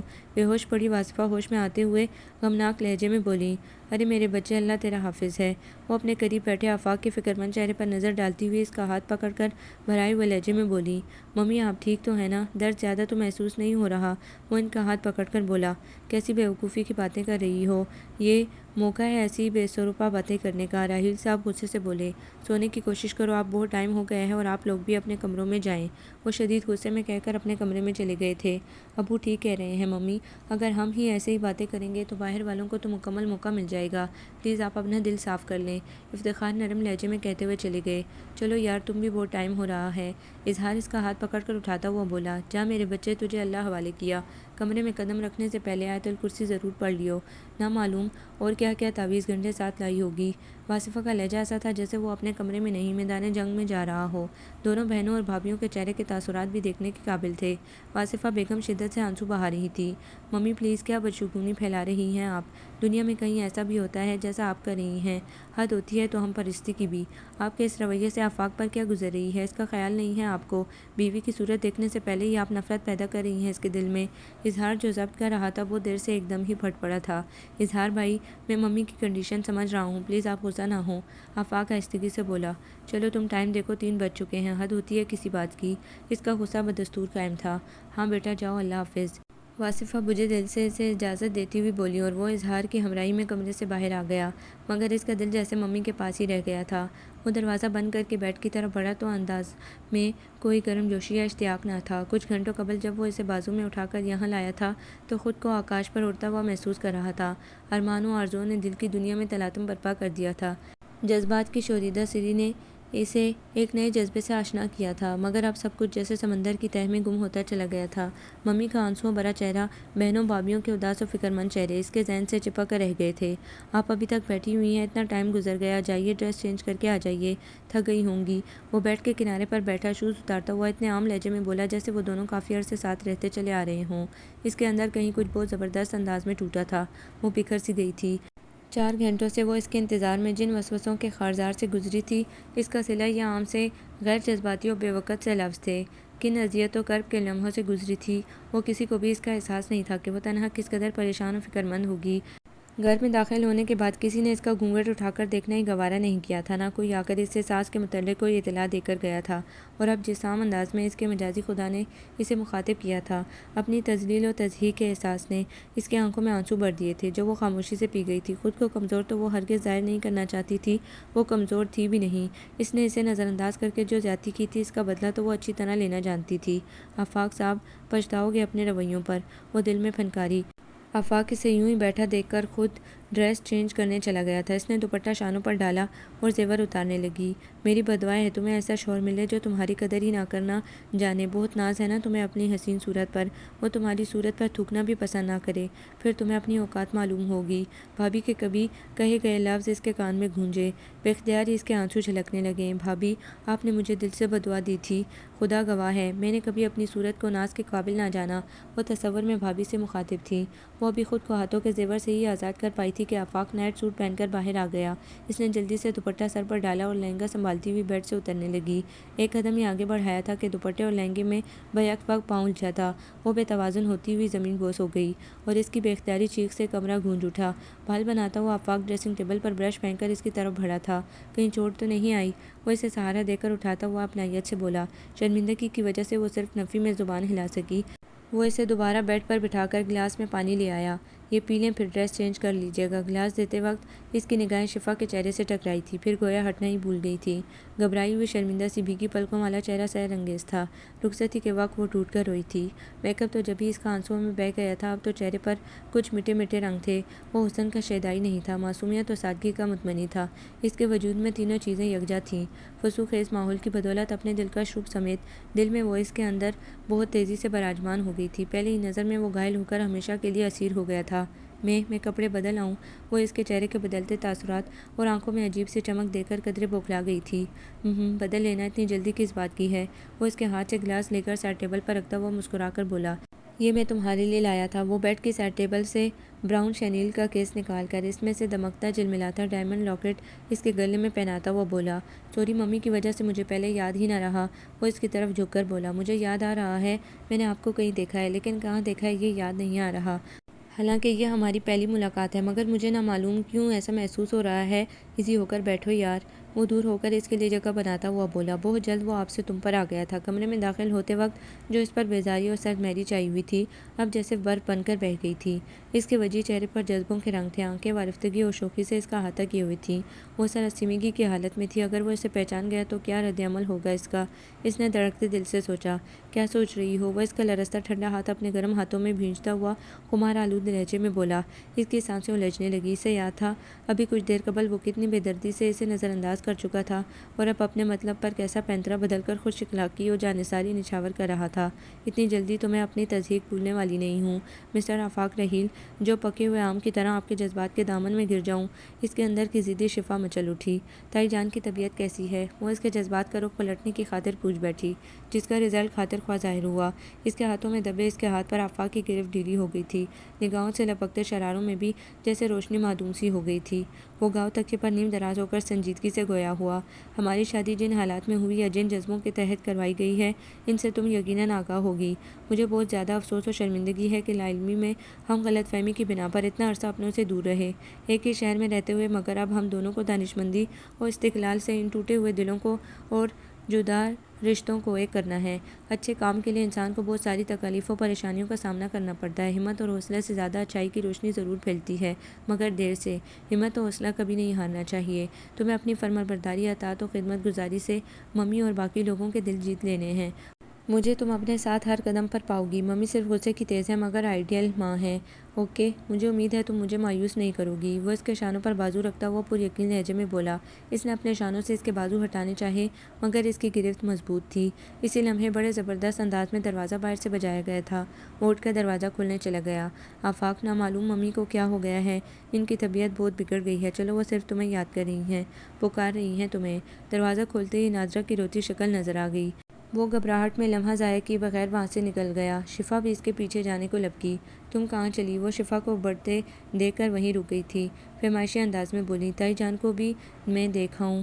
ان کے انداز نے اسے بوکھلا دیا تھا۔ کوئی ضرورت نہیں ہے، ابھی ہمیں اپنی ماں کی ضرورت ہے۔ تمہارے منحوس قدم جیسے ہی اس گھر میں آئے، ممی کو بستر سنبھالنا پڑا۔ تمہارا ڈائن وجود کہیں انہیں نگل ہی نہ جائے۔ کپڑے بدل کر سو جاؤ۔ اب آفاق کا انتظار مت کرنا۔ ان کی آنکھوں میں اتنی نفرت اور لہجے میں اس قدر حقارت تھی کہ وہ ایک قدم بھی آگے نہیں بڑھا سکی۔ وہ زور سے دروازہ بند کر کے چلی گئی۔ اسے محسوس ہوا تائی کی بیماری محض فراڈ ہے، ان دونوں کو ایک دوسرے سے دور رکھنے کی بھیانک سازش۔ اس نے خاموشی سے کپڑے بدلے اور پرس سے 2 سر درد کی ٹیبلٹس کھا کر کچھ دیر بعد بے خبر سو چکی تھی۔ میں مر جاؤں گی آج۔ ہائے میرے لال، میرا دم نکل رہا ہے۔ ارے میں کیا کروں؟ واصفہ بیگم کی درد میں ڈوبی آواز اس کا دل چھید رہی تھی۔ تکلیف کی شدت سے اس کی آنکھیں بند تھیں۔ وہ پریشانی سے ان کا سر دبا رہا تھا۔ دونوں بیٹیاں ٹانگیں دبا رہی تھیں۔ کچھ نہیں ممی، آپ مجھے ڈاکٹر کو لانے دیں، وہ چیک اپ کرے گا آپ کا، وہ پریشانی سے بولا۔ میرے بچے، تو میری نگاہوں سے اوجھل ہوتا ہے تو میری روح نکلنے لگتی ہے۔ تو کہیں نہیں جا، بس یہاں میرے پاس بیٹھا رہ، مجھے سکون مل رہا ہے۔ وہ آنکھیں کھول کر گلگیر لہجے میں اس سے مخاطب ہوئی۔ دیکھا بھائی، کتنی محبت کرتی ہیں ممی آپ سے۔ ابو نے ذرا بھی اچھا نہیں کیا یہ، سچ میں نے خود تعویذ دیکھا ہے۔ بھابھی پرس سے رومال نکال رہی تھی تو وہ بے دہانی میں ان سے بیڈ پر گر گیا۔ وہ تو شکر تھا میں نے فوراً اٹھا لیا، ورنہ مہمانوں کو معلوم ہو جاتا تو کتنی بے عزتی ہوتی ان کی، اور ہمارا کتنا مذاق بنتا۔ ندا پراسرار لہجے میں بولی۔ یہ سب جادو کا ہی تو اثر ہے۔ میں کپڑے بدل کر باہر نکل رہی تھی کہ اپنی بہو کو اپنے ہاتھوں سے اندر لے کر جاؤں گی، مگر ایک دم ایسا لگا جیسے کسی نے میری ٹانگ پکڑ کر کھینچ لی ہو۔ ہائے، میرے تو ارمان دل ہی میں رہ گئے۔ جادوگرنی کی بیٹی ہے، وہ آتے ہی وار کر ڈالا۔ اللہ، تو ہی میرے بچے کا محافظ ہے۔ میرا بچہ بہت معصوم اور نیک ہے، کہیں ان کے جادو میں پھنس کر ماں بہنوں کو ہی نہ بھول بیٹھے۔ اگر ایسا ہو گیا تو میں زندہ نہ رہ پاؤں گی۔ ان کی آہوازاری عروج پر تھی۔ ممی پلیز، میں آپ کا بیٹا ہوں، کبھی دل سے دھڑکن بھی جدا ہوتی ہے، میری تو جان ہے آپ میں، آپ سے دوری تو میں کسی صورت قبول نہیں کر سکتا، اور بہنیں تو میری آنکھوں کی روشنیاں ہیں، ان کے بغیر تو میری زندگی اندھیری ہے۔ وہ دونوں قریب بیٹھی نادرہ ندا کے سر پر ہاتھ رکھتا ہوا بولا۔ اس کی آنکھوں سے نئی نویلی دلکش روپ والی دلہن کا چہرہ غائب ہو گیا تھا۔ وہ فراموش کر چکا تھا کہ وہ اسے اپنی ذمہ داری اور عزت بنا کر لایا ہے۔ آصفہ نے اپنے قریب ہی اس کے لیے جگہ بنا دی تھی۔ دوسری طرف بہنیں لیٹ گئی تھیں۔ اس کی ماں اس کی وجہ سے کتنی خوفزدہ تھی، وہ کیسے انہیں تکلیف میں چھوڑ کر خود مسرتوں اور خواہشوں کے چمن میں پہنچ سکتا تھا۔ نادرہ نے اسے دودھ لا کر دیا تھا اور ممی کے بے حد اصرار پر وہ پی کر کچھ دیر بعد ہی غافل بے خبر سو رہا تھا۔ اٹھو بیٹا، تم یہیں سو گئے؟ میں بھی دوائیوں کے نشے میں مدہوش ہو گئی۔ لو دلہن کیا سوچ رہی ہوگی، چلو اپنے کمرے میں جاؤ۔ صبح واصفہ نے آفاق کو جگاتے ہوئے تشویش زدہ لہجے میں کہا تو وہ چونک کر اٹھ بیٹھا۔ صبح کا روشن اجالا کھڑکی سے جھانک رہا تھا۔ وہ بے خبری کی نیند پر حیران اٹھ بیٹھا۔ جاؤ بیٹا، وہ اسے جیسے پچکار کر بولی۔ ممی، بھابھی جان کو تو یہاں آ کر آپ کی خیریت معلوم کرنی تھی، جبکہ بھائی بھی ساری رات کمرے میں نہیں پہنچے۔ کمرے سے نکلتے ہوئے ندا کے الفاظ اس کے کانوں میں گونجے۔ روشنی ابھی زیادہ پھیلی نہیں تھی۔ وہ کمرے میں جانے کے بجائے مسجد چلا گیا نماز پڑھنے۔ نماز پڑھ کر کمرے میں آیا تو کاٹن کے سادہ پنک سوٹ میں پنک دوپٹے میں لپٹا اس کا چہرہ بہت مقدس اور پاکیزہ لگ رہا تھا، کلیوں کی طرح معصوم اور نوخیز۔ صبح بخیر، وہ مسکراتا ہوا اس کے قریب بیٹھ گیا، جو اسے دیکھ کر اٹھ کر بیٹھ گئی تھی۔ رات ممی کی طبیعت بہت خراب ہو گئی تھی اور شاید 1 ہفتے کی شادی کی تھکن تھی کہ میں سو گیا تھا۔ اتنی پکی نیند مجھے زندگی میں پہلی بار آئی ہے۔ اب بھی ممی کے اٹھانے پر اٹھا ہوں۔ سو گئے تھے یا سلا دیے گئے؟ اس نے جل کر سوچا۔ کچھ بولو، ناراض ہو؟ وہ اپنی کیفیت سمجھ نہیں پا رہا تھا۔ ماں بہنوں کے سامنے وہ اس کی نگاہوں سے اوجھل ہو جاتی تھی اور اس کے سامنے وہ انہیں بھلائے صرف اور صرف اس کے قرب کی چاہ کرتا تھا۔ عجیب کشمکش میں مبتلا ہو گیا تھا وہ۔ اب وہ اس کے سامنے تھی اور وہ اسے سمیٹ لینا چاہتا تھا۔ نہیں، اب کیسی طبیعت ہے تائی جان کی؟ وہ آہستگی سے بولی۔ بہتر ہے، تمہیں رات کو ممی کی طبیعت پوچھنے جانا چاہیے تھا، جبکہ میں بھی ساری رات بھر کمرے میں نہیں آیا تھا۔ اس نے ندا کا شکوہ اپنی زبان میں دہرا دیا۔ قبل اس کے وہ رات والی نادرہ کی بات بتاتی دروازہ پھر بجنے لگا تھا۔ آفاق نے چونک کر دروازے کی طرف دیکھا تھا، جبکہ وہ بری طرح چڑ گئی تھی۔ رات سے یہی تماشا ہو رہا تھا۔ دروازے پر نادرہ آپا چائے لیے کھڑی تھی۔ وہ کپ سوسر آفاق کو پکڑا کر اس کے پاس چلی آئیں۔ وہ ان کے سر جائزہ لیتی نگاہوں سے اس قدر سٹپٹائی کہ انہیں سلام بھی نہ کر سکی۔ صبح کے وقت چھوٹوں بڑوں کو سلام کیا جاتا ہے۔ خیر، ہمارے یہاں رہو گی تو ساری تہذیب تمیز سیکھ جاؤ گی۔ چلو تم ممی کے کمرے میں چل کر چائے پی لینا، میں اس لیے تمہارے لیے چائے نہیں لائی۔ وہ اپنے مخصوص کاٹدار لہجے میں اس سے مخاطب تھی۔ آپی، ابھی تو 7 بجے ہیں، سب سو رہے ہیں ابھی تو۔ آفاق کو یہ امید نہیں تھی وہ اتنی صبح اسے لے جائیں گی، جبکہ اسے معلوم تھا کوئی بھی 11 بجے سے پہلے اٹھنے والا نہیں ہے۔ تو کیا سب کے اٹھنے کے بعد دلہن کو لے کر جاؤں گی؟ باتیں بن جائیں گی۔ میں اپنی دیورانی کو یہی سوچ کر 9 بجے صبح کمرے سے لے کر آئی تھی۔ آج تک میری ساس نندے تانے دیتی ہیں، تم نہیں جانتے عورتوں کی عادتیں۔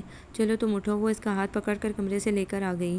آفاق کے چہرے کے تاثرات انہوں نے دیکھنا گوارا نہیں کیے تھے۔ وہ بھی سر جھکائے دوپٹہ پھیلا کر اوڑھے ہوئے ان کی ہمراہی میں مختلف راہداریوں اور کمروں سے گزر کر ساس کے کمرے میں آ گئی۔ سامنے بیڈ پر ساس ہاتھ پاؤں چھوڑے بے خبر سو رہی تھی۔ ان کے برابر میں ندا اپنے چھوٹے بیٹے کو لیے سو رہی تھی۔ نادرہ نے اسے صوفے پر جیسے کسی بوجھ کی طرح پٹک دیا۔ چائے میں نے صرف آفاق کے لیے بنائی تھی، جب سب کے لیے بنے گی تمہیں بھی مل جائے گی۔ یہاں لیٹ جاؤ۔ ان کا لہجہ ناپسندیدہ تھا۔ میں نے آپ سے فرمائش کی بھی نہیں ہے۔ وہ زیادہ دیر خود پر قابو نہ رکھ سکی، انہی کے لہجے میں بولی۔ مجھ سے زبان چلانے کی ضرورت نہیں ہے۔ وہ اسے جھڑک کر دوسرے کمرے میں چلی گئی۔ انہیں نیند زبردست آ رہی تھی۔ وہ کچھ دیر بیٹھی اپنے کھولتے ذہن پر قابو پانے لگی۔ ان کے منصوبے وہ خوب سمجھ گئی تھی۔ آفاق سے صلح کرنے کے موڈ میں وہ بھی نہیں تھی۔ دوپٹے کو چادر کی طرح اوڑھ کر صوفے پر سیدھی لیٹ گئی۔ نیند تو اب آ بھی نہیں رہی تھی، مگر پھر بھی وہ سونے کی کوشش کرنے لگی۔ ساس صاحبہ پر گہری نیند طاری ہو گئی تھی۔ ان کے حلق سے برآمد ہونے والے خراٹوں کی آوازیں ایسی تھیں جیسے 2 شیر آپس میں گتھم گتھا بری طرح دھاڑ رہے ہوں۔ کافی ٹائم گزرنے کے باوجود اسے نیند نہیں آئی تھی۔ وہ یوں ہی ہاتھوں پر ہاتھ رکھے لیٹی رہی۔ 10:30 بجے ساس کے خراٹے ختم ہوئے تھے۔ اس نے معمولی سا ہاتھ ہٹا کر دیکھا، وہ آرام سے اٹھ رہی تھی۔ اس پر نگاہ پڑتے ہی ان کا منہ سڑے ہوئے امرود جیسا ہو گیا تھا۔ وہ اٹیچ بات کی طرف بڑھ گئی۔ ان کی چال بالکل درست تھی۔ رات کو سب سوچا سمجھا دھوکہ دیا گیا اور وہ معصوم انسان خوب بیوقوف بنا تھا۔ ایک نفرت و غصے کی لہر اس کے اندر اٹھی تھی۔ ماں بہنیں اس حد تک بھی گر سکتی ہیں؟ اس نے بھی انہیں رنگے ہاتھ پکڑنے کا فیصلہ کر لیا اور جیسے ہی وہ باتھ روم سے نکل کر آئی وہ اٹھ کر بیٹھ گئی۔ السلام علیکم تائی جان، وہ دوپٹہ سر پر ڈالتی ہوئی براہ راست ان کی آنکھوں میں دیکھ کر بولی۔ ہائے میں گری، ارے گری ندا۔ انہیں معلوم نہ تھا کہ ان کا بھانڈا اس طرح اس کے سامنے پھوٹے گا۔ اپنی دانست میں تو وہ بہت جلدی باتھ روم سے آئی تھیں۔ اسے سامنے بیٹھا دیکھ کر وہ چیختے ہوئے ندا سے مخاطب ہوئیں اور لڑکھڑانے کی ایکٹنگ کرنے لگیں۔ شفا نے بے اختیاری طور پر انہیں آگے بڑھ کر سنبھالنے کی کوشش کی۔ مجھے ہاتھ لگانے کی ضرورت نہیں ہے۔ وہ بدک کر پیچھے ہٹی تھی اور بیڈ سے ٹھوکر لگ کر سوتی ہوئی ندا پر گر پڑی۔ دوسرے لمحے ندا چیخ مار کر اٹھ بیٹھی تھی۔ پھٹی پھٹی آنکھوں سے انہیں دیکھنے لگی۔ کیا ہوا ممی؟ میں کوشش کر رہی تھی باتھ روم چلی جاؤں، مگر ٹانگ سے چلا ہی نہیں جا رہا اور یہ مجھے سہارا دینے آئی تھی۔ اس کے منحوس وجود کی نحوست سے تو میں لنگڑی ہو کر بیٹھی ہوں۔ کوئی ضرورت نہیں ہے تمہیں ہماری ماں کو ہاتھ لگانے کی۔ ہم بہت ہیں اپنی ماں کی خدمت کے لیے۔ سامنے کھڑی شفا کو دیکھ کر وہ نہایت بدتمیزی سے بولی۔ آپ باتھ روم سے ہو کر آ گئی ہیں؟ میں نے خود آپ کو باتھ روم میں جاتے ہوئے دیکھا ہے۔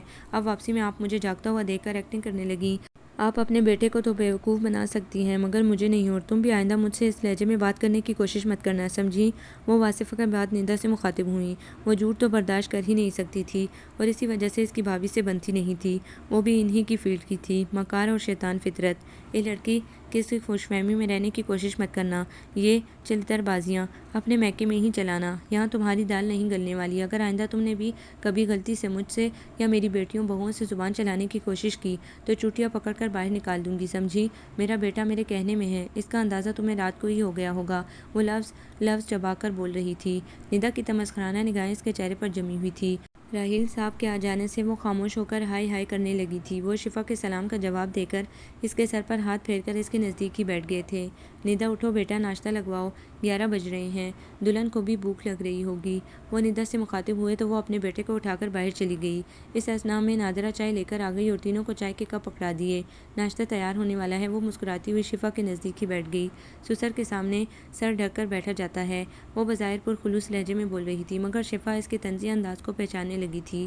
وہ باپ کی وجہ سے اخلاق برت رہی تھی اور ان پر یہ ظاہر بھی کرنا چاہ رہی تھی کہ وہ بے حیا ہے، حالانکہ اس نے خود ہی دوپٹہ اچھی طرح اوڑھا تھا۔ ارے یہ میری بہو نہیں بیٹی ہے، وہ شفقت سے اس کے سر پر ہاتھ رکھ کر بولے۔ ولیمہ تو آپ کو ملتوی کرنا پڑے گا، واصفہ بیگم چائے پی کر اطمینان سے بولی۔ کیوں خیریت؟ کارڈز بانٹے جا چکے ہیں، سب کو معلوم ہے آج ولیمہ ہے، وہ حیرانگی سے بولے۔ مجھ سے چلا نہیں جا رہا، میری ٹانگ دیکھ رہے ہیں آپ؟ وہ منہ بنا کر بولی۔ آپ کی ٹانگ کا ولیمے سے کیا تعلق؟ وہ جزبز ہو کر بولے۔ ٹھیک کہہ رہی ہیں ممی ابو، مہمانوں کو ریسیو تو ممی کو کرنا ہی پڑے گا، اور تکلیف میں کچھ بھی اچھا نہیں لگتا، بعد میں دیکھا جائے گا۔ اندر آتا آفاق سنجیدہ لہجے میں بولا۔ یہ کس طرح ہو سکتا ہے؟ لوگوں کو دعوت دی جا چکی ہے، ہال بک ہے، مہمانوں سے فون پر معذرت کر لی جائے گی اور ہال مینیجر سے بھی۔ آفاق کا لہجہ اٹل تھا۔ راحیل صاحب الجھ سے گئے تھے۔ واصفہ بیگم نادرہ کی طرف دیکھتی ہوئی فاتحانہ انداز میں مسکرائی۔ دوپہر کو سمیرہ بھابھی اور رانی آپا اسے گھر لے آئی تھی۔ واصفہ بیگم نے بخوشی اجازت دی تھی، بلکہ شام کے بجائے اس سے کل شام کو بلوانے کا کہا تھا۔ آفاق تو اسے دوبارہ نظر ہی نہیں آیا تھا۔ رانی آپا اور ارم باجی کو شدید غصہ تھا ان کے ولیمہ نہ کرنے کا۔ وہ دونوں کب سے بڑبڑا رہی تھیں۔ ثنا اس کے پاس بیٹھی الٹے سیدھے سوالات کر رہی تھی جن کے وہ کوئی جواب نہیں دے سکتی تھی۔ سمیرہ بھابھی آتے جاتے اس کے گلے میں پڑے ڈائمنڈ لاکٹ کی قیمت کا اندازہ لگانے میں مصروف تھیں۔ ان کے چہرے پر حاسدانہ رنگ پھیلے ہوئے تھے۔ پاپا واصفہ بیگم کی مزاج پرسی کے لیے امی کو ساتھ لے کر چلے گئے تھے۔ اسے کچھ بھی اچھا نہیں لگ رہا تھا۔ جب تک وہ شفا شکیل تھی بہت مطمئن اور خوبصورت زندگی تھی، آزاد اور پرسکون۔ کل وہ شفا آفاق بنی تھی۔ وسوسے، اندیشے، ذلتیں اور ناقدری اس کی جھولی میں آ گری تھی۔ بے سکون و ویران ہو گئی تھی وہ۔ رانی آپا کو یقین تھا تائی اداکاری کر رہی ہیں ولیمے کا پیسے بچانے کے لیے۔ سمیرہ بھابھی بار بار کہہ چکی تھیں یہ اچھا نہیں ہوا، اس حادثے کا تانا شفا کو ساری زندگی ملے گا۔ وہ خاموشی سے سن رہی تھی، مگر کس طرح انہیں حقیقت سے آگاہ کرتی جو رویہ آفاق نے اس کے ساتھ روا رکھا تھا اور جو تائی اور ان کی بیٹیوں نے سلوک کیا تھا۔ امی تو کسی صورت اسے دوبارہ بھیجنے پر راضی نہیں ہوں گی۔ پاپا اور تایا جان کے خواب ٹوٹ جائیں گے۔ بھابھی تو پھولوں نہ سمائیں گی اس کی بربادی پر، اور وہ کیسے لوگوں کی نظروں کا سامنا کرے گی۔ ارے کیوں جان کھا رہی ہو؟ وہ تھکی ہوئی ہے۔ جاؤ شفا، جا کر اپنے کمرے میں سو جاؤ۔ وہ اپنے کمرے میں جانے کے لیے اٹھی تھی کہ امی اور پاپا کو اندر آتے دیکھ کر رک گئی۔ امی کا موڈ پوری طرح آف تھا۔ میں پہلے کہتی تھی کتے کی دم کبھی سیدھی نہیں ہو سکتی۔ وہ چادر اتارتے ہوئے اپنے پسندیدہ محاورہ بول رہی تھی۔ کیا ہوا امی؟ ارم ان سے چادر لیتی ہوئی بولی۔ سیدھے منہ بات نہیں کی ہے اس نے، راحیل بھائی اور بیٹے ہی بولتے رہے۔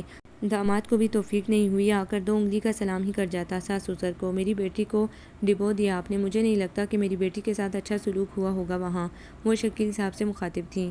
تمہاری تو عقل موٹی ہے، بھابھی اتنی تکلیف میں تھی، بات نہیں کی جا رہی تھی ان سے۔ بچے اور بھائی صاحب تو تم سے اخلاق سے ملے ہیں، کافی ہے۔ آفاق گھر میں نہیں تھے، وہ نرمی سے بولے۔ یہ جھوٹی تسلیاں آپ اپنے آپ کو دیں، مگر کہہ دیتی ہوں میں نے اپنی بچی کو بہت ناز اور لاڈ سے پالا ہے۔ اگر اس کی مٹی خراب ہوئی تو میں اس گھر کی اینٹ سے اینٹ بجا دوں گی۔ رات کو کھانے کے بعد محفل جمی تھی، مگر وہ نیند کا بہانہ کر کے اپنے کمرے میں آ گئی تھی۔ عشاء کی نماز اور 1 سپارہ پڑھنے کے باوجود اسے نیند نہیں آئی تھی۔ عجیب بےقلی سی وجود میں پھیل گئی تھی۔ بہنوں نے اس کے آرام کے خیال سے کمرے کا رخ نہیں کیا۔ وہ اسے سوتا سمجھ رہی تھی۔ دروازہ آہستہ سے نوک ہوا اور بھابھی چائے لے کر اندر آ گئیں۔ اس کی چھٹی حس خبردار کرنے لگی۔ مجھے یقین تھا تم سو نہیں رہی ہوگی۔ وہ چائے کا کپ اس کی طرف بڑھا کر نزدیک ہی بیٹھ گئیں۔ آپ کو کیسے معلوم تھا؟ وہ حیرانگی سے بولی۔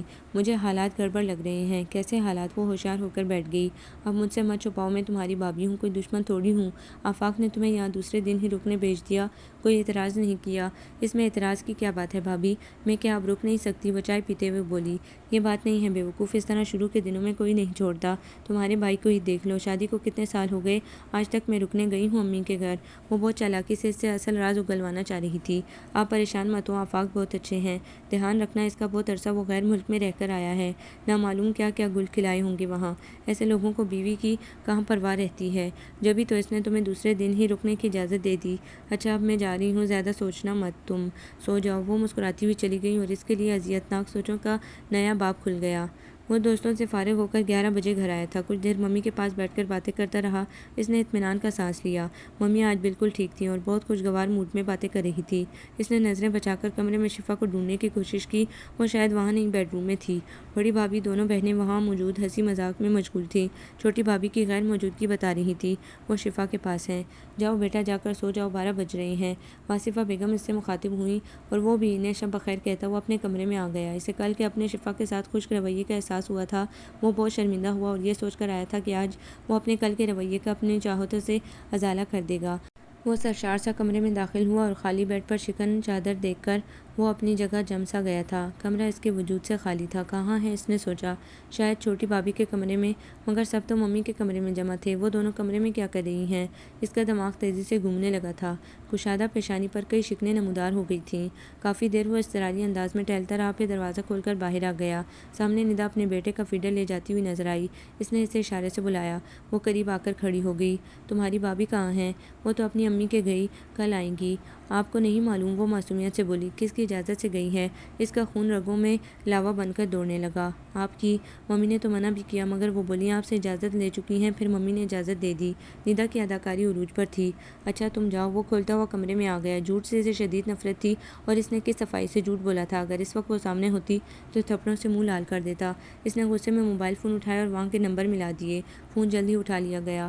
ہیلو، میں آفاق بول رہا ہوں۔ آداب بھابھی۔ اس نے بمشکل لہجے پر قابو پایا۔ خیریت ہے؟ پلیز شفا سے بات کروا دیں۔ وہ دانت بھینچتے ہوئے بولا۔ سو رہی ہیں، نہیں اٹھیں گی؟ اوکے، نہیں کوئی پیغام نہیں ہے، اللہ حافظ۔ اس نے غصے سے موبائل بیڈ پر پھینک دیا۔ مجھے رت جگہ بخش کر مزے سے سو رہی ہو؟ پوچھ لوں گا تم سے بھی۔ آج اس کے سسرال والوں کی دعوت تھی۔ ان کے علاوہ بھی تینوں بہنوں کے سسرال والے اور قریبی عزیز مدعو کیے گئے تھے۔ کھانا کھایا جا چکا تھا، چائے کا دور چل رہا تھا۔ اس کی سہیلیاں بھی آئی ہوئی تھیں۔ انہوں نے آفاق سے چھوٹے سے مذاق کا پروگرام بنایا تھا۔ کباڑیے سے ٹوٹی کرسی منگوائی گئی تھی جس کی سیٹ غائب تھی۔ اس پر صرف کشن رکھ دیا گیا اور کور چڑھا کر وہاں موجود کرسیوں میں رکھ دیا تھا اور ایک بڑے سارے پان پر خوب چونا لگا کر کتے میں پسی ہوئی مرچیں ملا کر پان پر لگا دیا تھا۔ اس شرارت میں ارم اور ثنا برابر کی شریک تھیں۔ شفا نے انہیں باز رکھنے کی بھی کوشش کی، مگر اسے یہ کہہ کر خاموش کر دیا گیا کہ میاں کی زیادہ لگ رہی ہے، اسے خاموش ہونا پڑے۔ ڈارک گرین شرارہ سوٹ میں لائٹ میک اپ اور جیولری میں وہ بہت حسین لگ رہی تھی۔ لیونگ روم میں سب کے ساتھ آفاق کو داخل ہوتے دیکھ کر وہ سمٹ کر بیٹھ گئی۔ حالانکہ رات کو بھابھی کی کہی گئی بات اسے درست لگی تھی۔ دولہا بھائی، لیجیے یہ پان کھائیے اور اس کرسی پر بیٹھیے۔ ہنا ہاتھ میں پکڑی ٹرے میں سے ایک پان اس کی طرف بڑھاتی ہوئی شوخی سے بولی۔ آفاق نے مسکراتے ہوئے پان تھام لیا اور کرسی کی طرف بڑھ گیا۔ اس نے بےتابی سے اس کی طرف دیکھا تھا۔ آف وائٹ شلوار سوٹ پر سوٹ کی میچنگ کی کڑی ہوئی واسکٹ پہنے وہ بہت خوبرو لگ رہا تھا۔ پاؤں میں گولڈن خصے تھے۔ وہ پان منہ میں لے جانا ہی چاہتا تھا کہ ان کے ساتھ کھڑی ہوئی باڈی گارڈ کے انداز میں واصفہ بیگم نے چپٹ کر اس کے ہاتھ سے پان لے لیا اور جھٹ پٹ اس کرسی پر بیٹھ گئیں اور دوسرے لمحے کرسی ٹوٹنے کی آواز کے ساتھ ان کی چیخ بھی کمرے میں گونج اٹھی۔ کرسی کی سیٹ تو تھی ہی نہیں، صرف کشن رکھ دیا گیا تھا۔ واصفہ بیگم کے بیٹھتے ہی کشن بھی نیچے گر گیا تھا اور وہ بھی پورے وزن کے ساتھ اس میں پھنس گئی تھی اور منہ میں مرچیں اور چونا والا پان ان کی حالت بگاڑ گیا تھا۔ ان کے منہ سے عجیب و غریب آوازیں نکل رہی تھیں۔ اس وقت ان کی حالت بہت ابتر اور مسحکہ خیز تھی۔ ان کا آدھے سے زیادہ جسم کرسی سے نیچے لٹکا ہوا تھا۔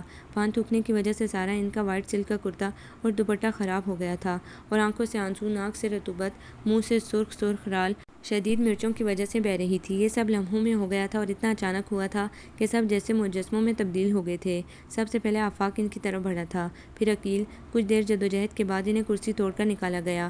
کون سی دشمنی نکالی ہے آپ نے چچی؟ ہم اس طرح بے عزت ہونے کے لیے آئے تھے یہاں؟ نادرہ ماں کی حالت دیکھ کر چیخ چیخ کر لڑنے لگی اور اس کے ساتھ ندا اور دونوں بہوئیں بھی شامل ہو گئیں۔ عالیہ بیگم اور رانی ہکا بکا ان کی شکلیں دیکھ رہی تھی کہ یہ سب کیا ہوا۔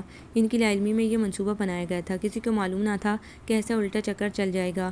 ارم، ثنا، ہنا وغیرہ زرد چہرہ لیے پریشان تھیں۔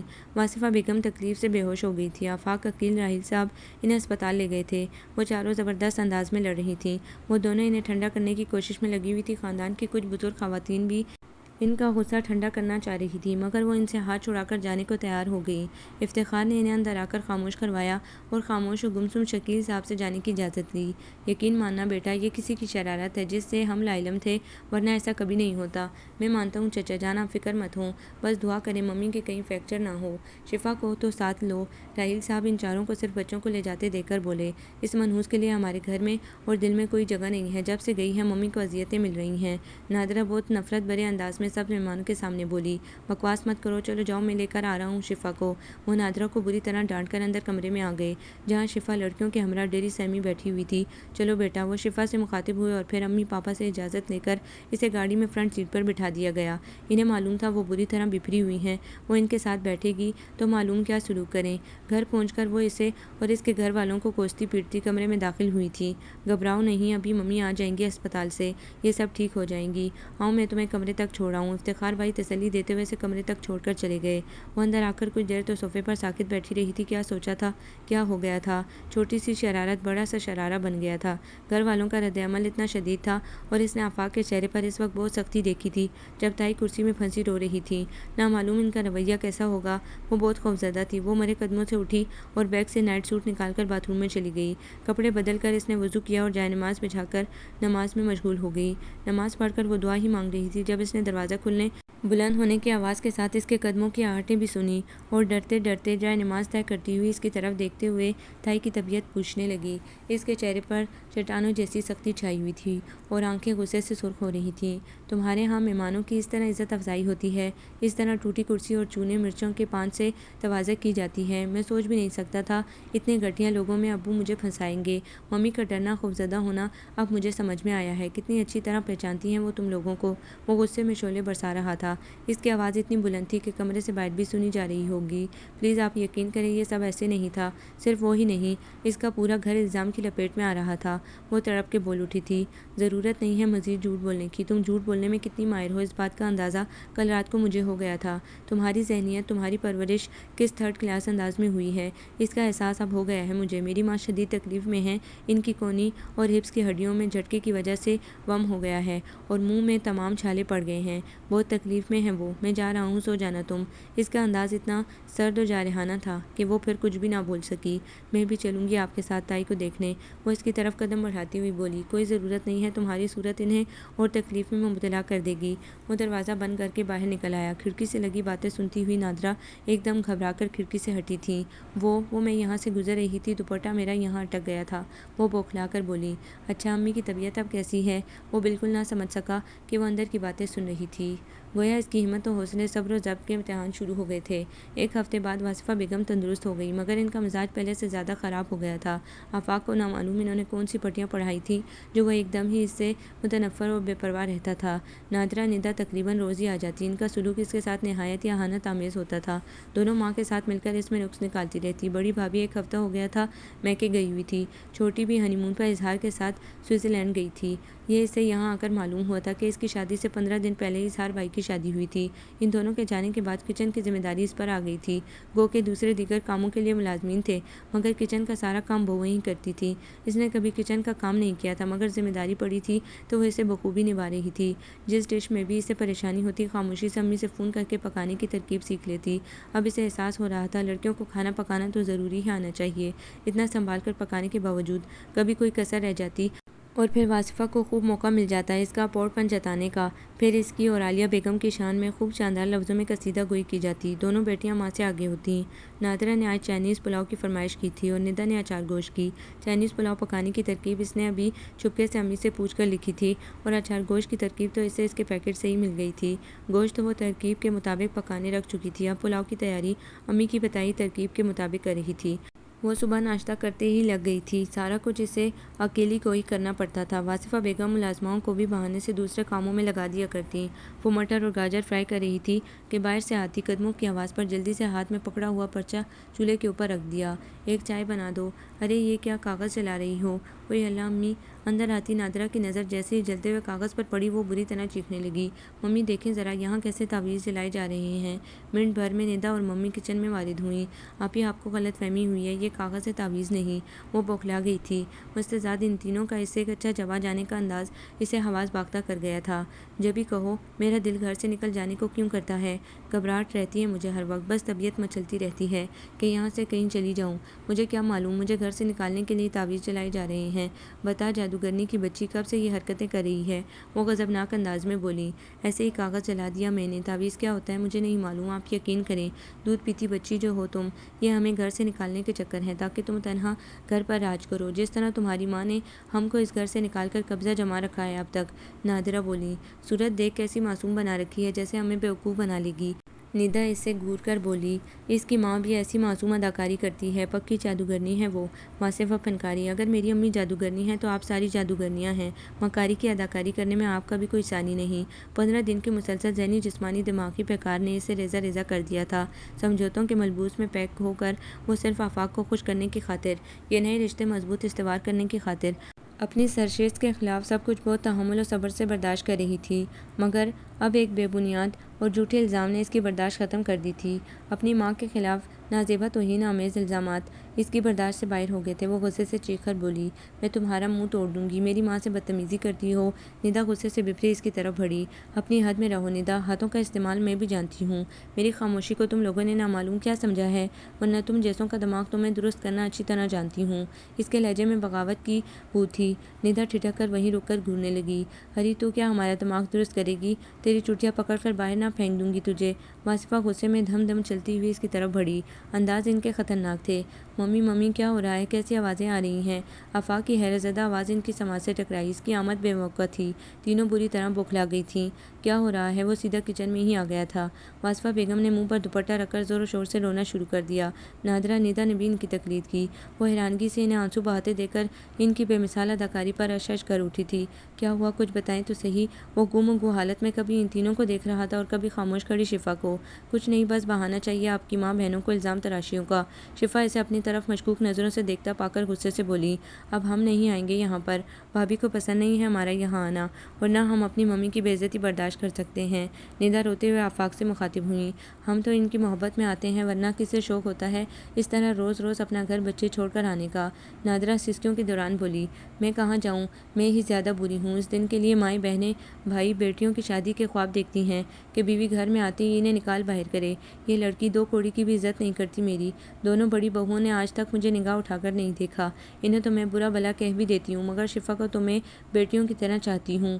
واصفہ بیگم غم و دکھ سے نڈال اشکوں میں بھیگی ہوئی تھی۔ تم نے بدتمیزی کی ہے ممی سے، تم ہوتی کون ہو میری بہنوں کو یہاں آنے سے روکنے والی؟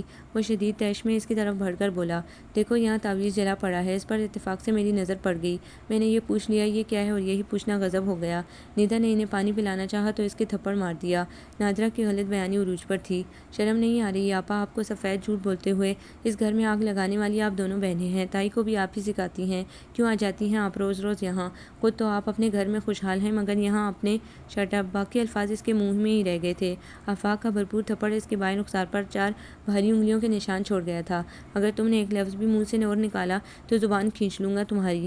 وہ خوفناک انداز میں غرایا تھا اور وہ پھٹی پھٹی آنکھوں سے رخسار پر ہاتھ رکھے اسے دیکھتی رہ گئی تھی۔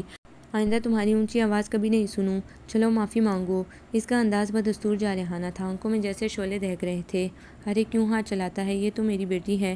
وہ مسرت چھپاتی ہوئی اسے لپٹاتی ہوئی بولی، آخر بیٹے کے سامنے اپنی پوزیشن بھی صاف رکھنی تھی، تمہیں ہاتھ نہیں اٹھانا چاہیے تھا آفاق۔ نادرہ بھی دکھی لہجے میں بولی، بھائی آپ کیوں ہماری خاطر اپنا گھر خراب کر رہے ہیں؟ بھابھی کو ہمارا آنا پسند نہیں ہے تو کوئی بات نہیں، ہم نہیں آئیں گے، ہم صرف بھابھی کو خوش دیکھنا چاہتے ہیں۔ ندا گلگیر لہجے میں بولی، مجھے مزید شرمندہ مت کرو ندا، جب تک میں زندہ ہوں تمہیں آنے سے کوئی نہیں روک سکتا۔ وہ ندا کو سینے سے لگا کر شفقت سے بولا اور انہیں تسلی دے کر کچن سے نکل گیا۔ دیکھ لی اپنی اوقات، آئندہ ہمارے منہ لگنے کی کوشش مت کرنا۔ اس کے نکلتے ہی واصفہ تمسخری سے بولی، بہت مان تھا تمہیں اپنی شکل پر، نادرہ ہنس کر بولی۔ بھائی کی زندگی میں تم جیسی نامعلوم کتنی آئیں اور کتنی گئیں، وہ تمہیں دیکھنا بھی پسند نہیں کرتے۔ مسکراتی ہوئی ندا نے اس کا دل ہی نوچ ڈالا تھا۔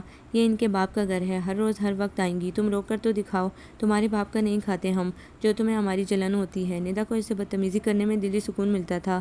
آفاق کے آ جانے کی وجہ سے جو کسر رہ گئی تھی وہ پوری کر کے وہ تینوں کچن سے نکل گئی۔ آفاق کے تھپڑ نے گویا اس کی ساری توانائی و محسوسات سلب کر دیے تھے۔ وہ سوچ بھی نہیں سکتی تھی وہ سب کے سامنے ہی اسے تھپڑ مار دے گا۔ ماں بہنوں سے اس قدر پیار، بیوی کی عزت کوئی وقت نہیں رکھتی۔ ماں بہنیں جو اداکاری کر رہی ہیں وہ سچی۔ ہاں، تم نے مجھے بیوی کا رتبہ دیا ہی کب ہے جو تمہارے دل میں میرے لیے گنجائش ہوگی؟ تمہیں ذرا بھی جھجک محسوس نہیں ہوئی مجھ پر ہاتھ اٹھاتے ہوئے؟ آنسو بے اختیار اس کے رخساروں پر بہنے لگے تھے۔ وہ کمزور تو نہیں تھی مگر اسے لگ رہا تھا آفاق کے تھپڑ نے اسے توڑ پھوڑ دیا ہے۔ وہ کبھی بھی اب ساس نندوں کے سامنے آنکھ اٹھا کر بات نہ کر سکے گی۔ اس کی نسوانی انا اذیت ناک طریقے سے قتل ہوئی تھی۔ وہ بہت نڈر، بہادر، اپنے حقوق کی حفاظت کرنا جانتی تھی۔ وہ کبھی بھی ناجائز کے آگے نہیں جھکی تھی، مگر اب وہ عام جاہل ڈرپوک لڑکی کی طرح ناجائز اور جھوٹ کے آگے سر جھکائے آنسو بہاتے ہوئے پکانے میں مصروف ہو گئی تھی۔ اس کے پیروں میں باپ اور تایا کے ایمان و یقین کی زنجیریں پڑی تھیں۔ اسے یوں ہی تختہ مشق بننا تھا۔ دو مخالف راستوں کو ایک بنانے کے لیے پل کو بہت دشواریوں اور کٹھنائیوں کے علاوہ بہت سے صبر آزما وقت سے بھی گزرنا ہوتا ہے۔ وہ کھانا تیار کر کے اپنے کمرے میں چلی آئی۔ سامنے بیڈ پر دراز میگزین پڑھتا ہوا آفاق اس کی آمد پر اس کی طرف متوجہ نہیں ہوا تھا۔ شفا کی آنکھوں میں دوبارہ نمکین پانی جمع ہونے لگا۔ وہ تیزی سے اٹیچ باتھ کی طرف بڑھ گئی۔ وضو کر کے باہر آئی تو بیڈ خالی تھا۔ وہ کمرے سے جا چکا تھا۔ اس کی شدید ناراضگی کا انداز تھا۔ وہ ظہر کی نماز پڑھنے میں مشغول ہو گئی۔ نماز کے بعد وہ بیڈ پر لیٹ گئی۔ دوپہر کے کھانے کا وقت گزر چکا تھا مگر اسے کھانے پر بلایا نہیں گیا تھا۔ کیا آفاق کو بھی اس کی کمی محسوس نہیں ہوئی؟ ایک نئے احساس نے اذیت سے دوچار کر ڈالا۔ احساسات تو اس کے مردہ ہو چکے تھے۔ بھوک پیاس کا احساس بھی ختم ہو گیا تھا۔ نامعلوم کتنا ٹائم گزرا تھا، اس کے اندر باہر آگ لگی ہوئی تھی۔ وہ یوں ہی آنکھیں بند کیے لیٹی تھی جب ندا ٹرے میں کھانا رکھ کر اندر آئی۔ لو کھاؤ۔ وہ ٹرے اس کے سامنے پٹکتی ہوئی بولی۔ لے جاؤ، اس سے نہیں کھانا مجھے کچھ۔ ہمیں کون سا شوق ہے تمہیں کھلانے کا؟ بھائی کے کہنے پر لانا پڑا ہے، وہ تنک کر بولی۔ مجھے ضرورت نہیں ہے، میں مر جانا چاہتی ہوں۔ وہ گھٹنوں میں چہرہ چھپا کر رو دی۔ دیکھیں بھائی، بھابھی میری اتنی منتیں کرنے کے باوجود نہیں کھا رہی ہیں۔ اندر آتے ہوئے آفاق سے ندا مخاطب ہوئی۔ ان کی بھابھی بھی نیچے آئی ہوئی ان کا انتظار کر رہی ہیں۔ بھابھی آئی ہیں؟ وہ آنسو بھرا چہرہ گھٹنوں سے نکال کر بولی۔ کتنے غلط ٹائم پر آئیں۔ ہاں جلدی سے آ جائیں، وہ بار بار پوچھ رہی ہیں آپ کا، ندا کہتی ہوئی چلی گئی۔ اسے گھبراہٹ ہو گئی تھی، سمجھ میں نہیں آ رہا تھا رخسار پر تھپڑ کے نشان کو کس طرح مٹائے۔ ان کے لیے تو یہ نشان خوشی کا باعث تھا۔ اس کی ازدواجی ناآسودگی کا بھرم توڑتا ہوا کیا کرے، کس طرح نشان مٹائے۔ وہ تکلیف اور آفاق کی موجودگی کو فراموش کیے اسی فکر میں اٹھ گئی۔ پہلے کھانا کھاؤ پھر جانا۔ وہ اس کا ہاتھ پکڑ کر اکھڑ لہجے میں مخاطب ہوا۔ بھوک نہیں لگ رہی ہے مجھے، ہاتھ چھوڑیں میرا۔ باوجود ضبط کے اس کی آواز بھیگ گئی تھی۔ چھوڑ دوں گا، پہلے کھانا کھاؤ۔ وہ اس کے آنسو نظر انداز کر کے تحقیرانہ لہجے میں بولا۔ بھوک نہیں لگ رہی، میں نے کہا نا۔ وہ جھٹکے سے ہاتھ چھڑا کر باتھ روم کی سمت بڑھ گئی۔ خوب رگڑ رگڑ کر رخسار سے نشان تو نہیں ہٹا تھا بلکہ رخسار حد درجہ سرخ ہو کر اور زیادہ ہی نمایاں ہو گیا تھا۔ مارے غصے اور جھنجھلاہٹ کے اس کا برا حال تھا۔ آنکھیں بھی حد سے سرخ اور سوجن کا شکار ہو گئی تھیں۔ وہ دوپٹے سے منہ صاف کرتی باہر آ گئی۔ آنکھیں تو اس نے لائٹ میک اپ کے ذریعے قدرے نارمل کر لی تھیں۔ مختلف کریمز اور پاؤڈرز ملنے کے باوجود رخسار پر نشان کسی ایوارڈ کی طرح نظر آ رہا تھا۔ بیڈ پر لیٹا ہوا آفاق بغور اس کی کارروائی دیکھ رہا تھا مگر شاید وہ اس کی ہردرمی اور ضدی طبیعت کی وجہ سے خاموش تھا۔ ٹیبل پر کھانے کی ٹرے یوں ہی رکھی تھی اور وہ اس کے رخسار پر اپنی انگلیوں کے نشان دیکھ کر نادم تو تھا مگر اس کا بے لچک رویہ اس کی انا کو تپا کر بے رحم بنا گیا تھا۔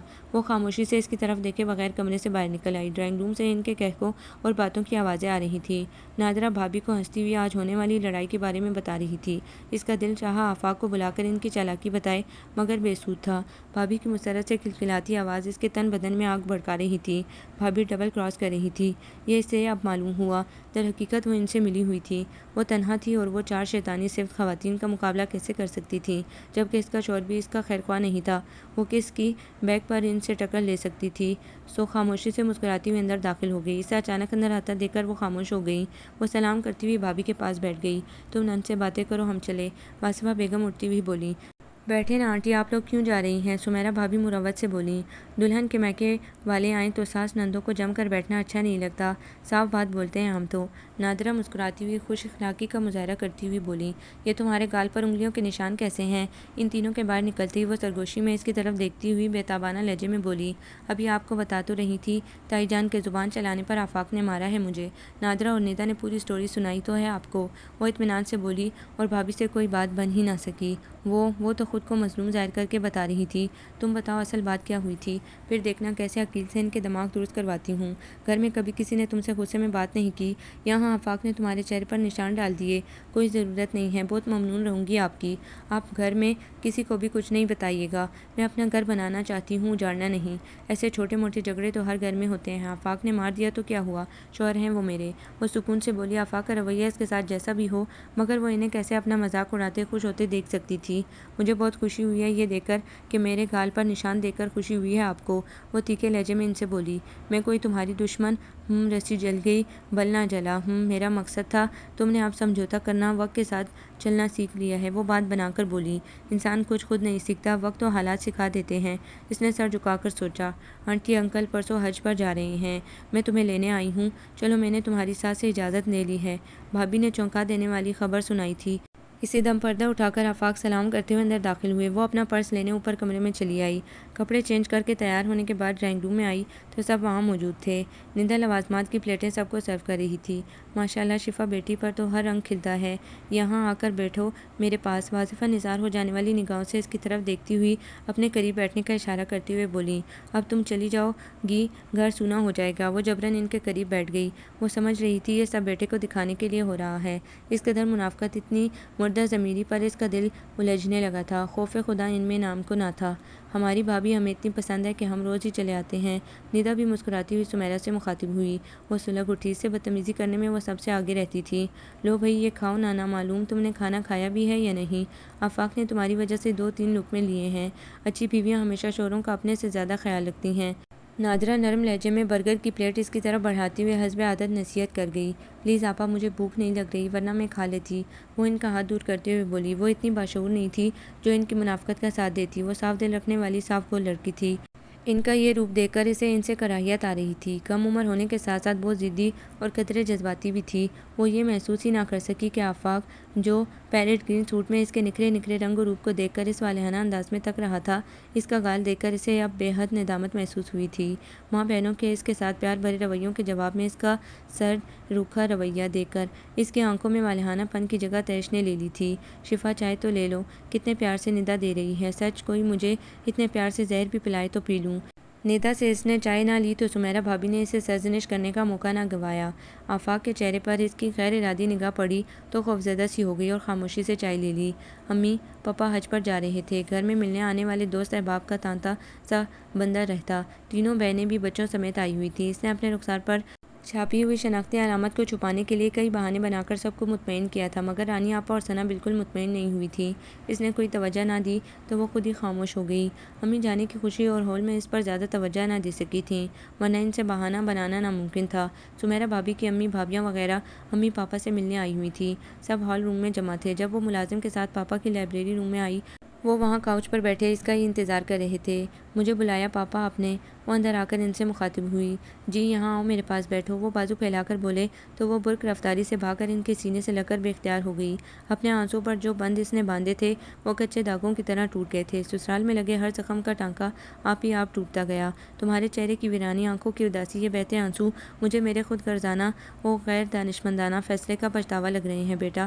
میں نے جذبات میں اپنی لاڈلی بیٹی کو دکھوں کے دریا میں ڈبو دیا ہے، مجھے معاف کر دینا بیٹا۔ میں بھائی کی محبت میں اولاد کی محبت فراموش کر بیٹھا تھا۔ وہ اس کا ماتھا چومتے ہوئے گل گر لہجے میں بولا۔ میں آفاق سے فیصلہ لے لوں گا۔ نہیں پاپا، وہ لرز اٹھی تھی۔ طلاق لینے سے بہتر میں مر جانا پسند کروں گی۔ میری زندگی کی سیاہ رات کی کبھی تو روشن صبح نمودار ہوگی۔ آپ میرے لیے دعا کیجیے گا، مجھے دعا کی ضرورت ہے۔ جو میرے ساتھ ہو رہا ہے وہ میرا نصیب ہے، آپ کا اس میں کوئی دوش نہیں۔ مجھے امید نہیں تھی کہ لاؤبالی جذباتی سی میری بیٹی اتنی بہادر اور حوصلہ مند ہوگی۔ شاباش بیٹا، ارادے بلند اور نیک ہوں تو انسان پہاڑوں کو بھی موم بنا دیتا ہے۔ تم انشاءاللہ ایک دن سسرالیوں کا دل جیتنے میں کامیاب ہو جاؤ گی، وہ شفقت سے مسکرا کر بولے۔ امی پاپا سعودیہ روانہ ہو چکے تھے، وہاں سے صرف افتخار اور راحیل صاحب ملنے آئے تھے۔ ان سے معلوم ہوا کہ آفاق کسی پروجیکٹ کے سلسلے میں 1 ہفتے کے لیے لندن گیا تھا، اس لیے ملنے نہ آ سکا۔ اس کا دل بدگمان اٹھا، کم از کم وہ فون پر ہی اسے بتا کر جا سکتا تھا۔ تایا اسے چھوڑ گئے تھے کہ 1 ہفتے رہ لے، جب تک آفاق نہیں آ جائے۔ ویسے بھی وہ اس ہنگامے کے بعد دوبارہ یہاں بھیجی نہ گئی تھی، 2-3 بار یہاں سے ہی سب تائی کی مزاج پرسی کو چلے گئے تھے۔ دوسرے دن تینوں بہنیں بھی چلی گئیں، گھر ایک دم سونا ہو گیا تھا۔ بھابی بہت کم اس سے مخاطب ہوتی، بھائی زیادہ تر دفتر میں ہوتے اور بچے اپنے کھیل کود یا پڑھائی میں بزی رہتے۔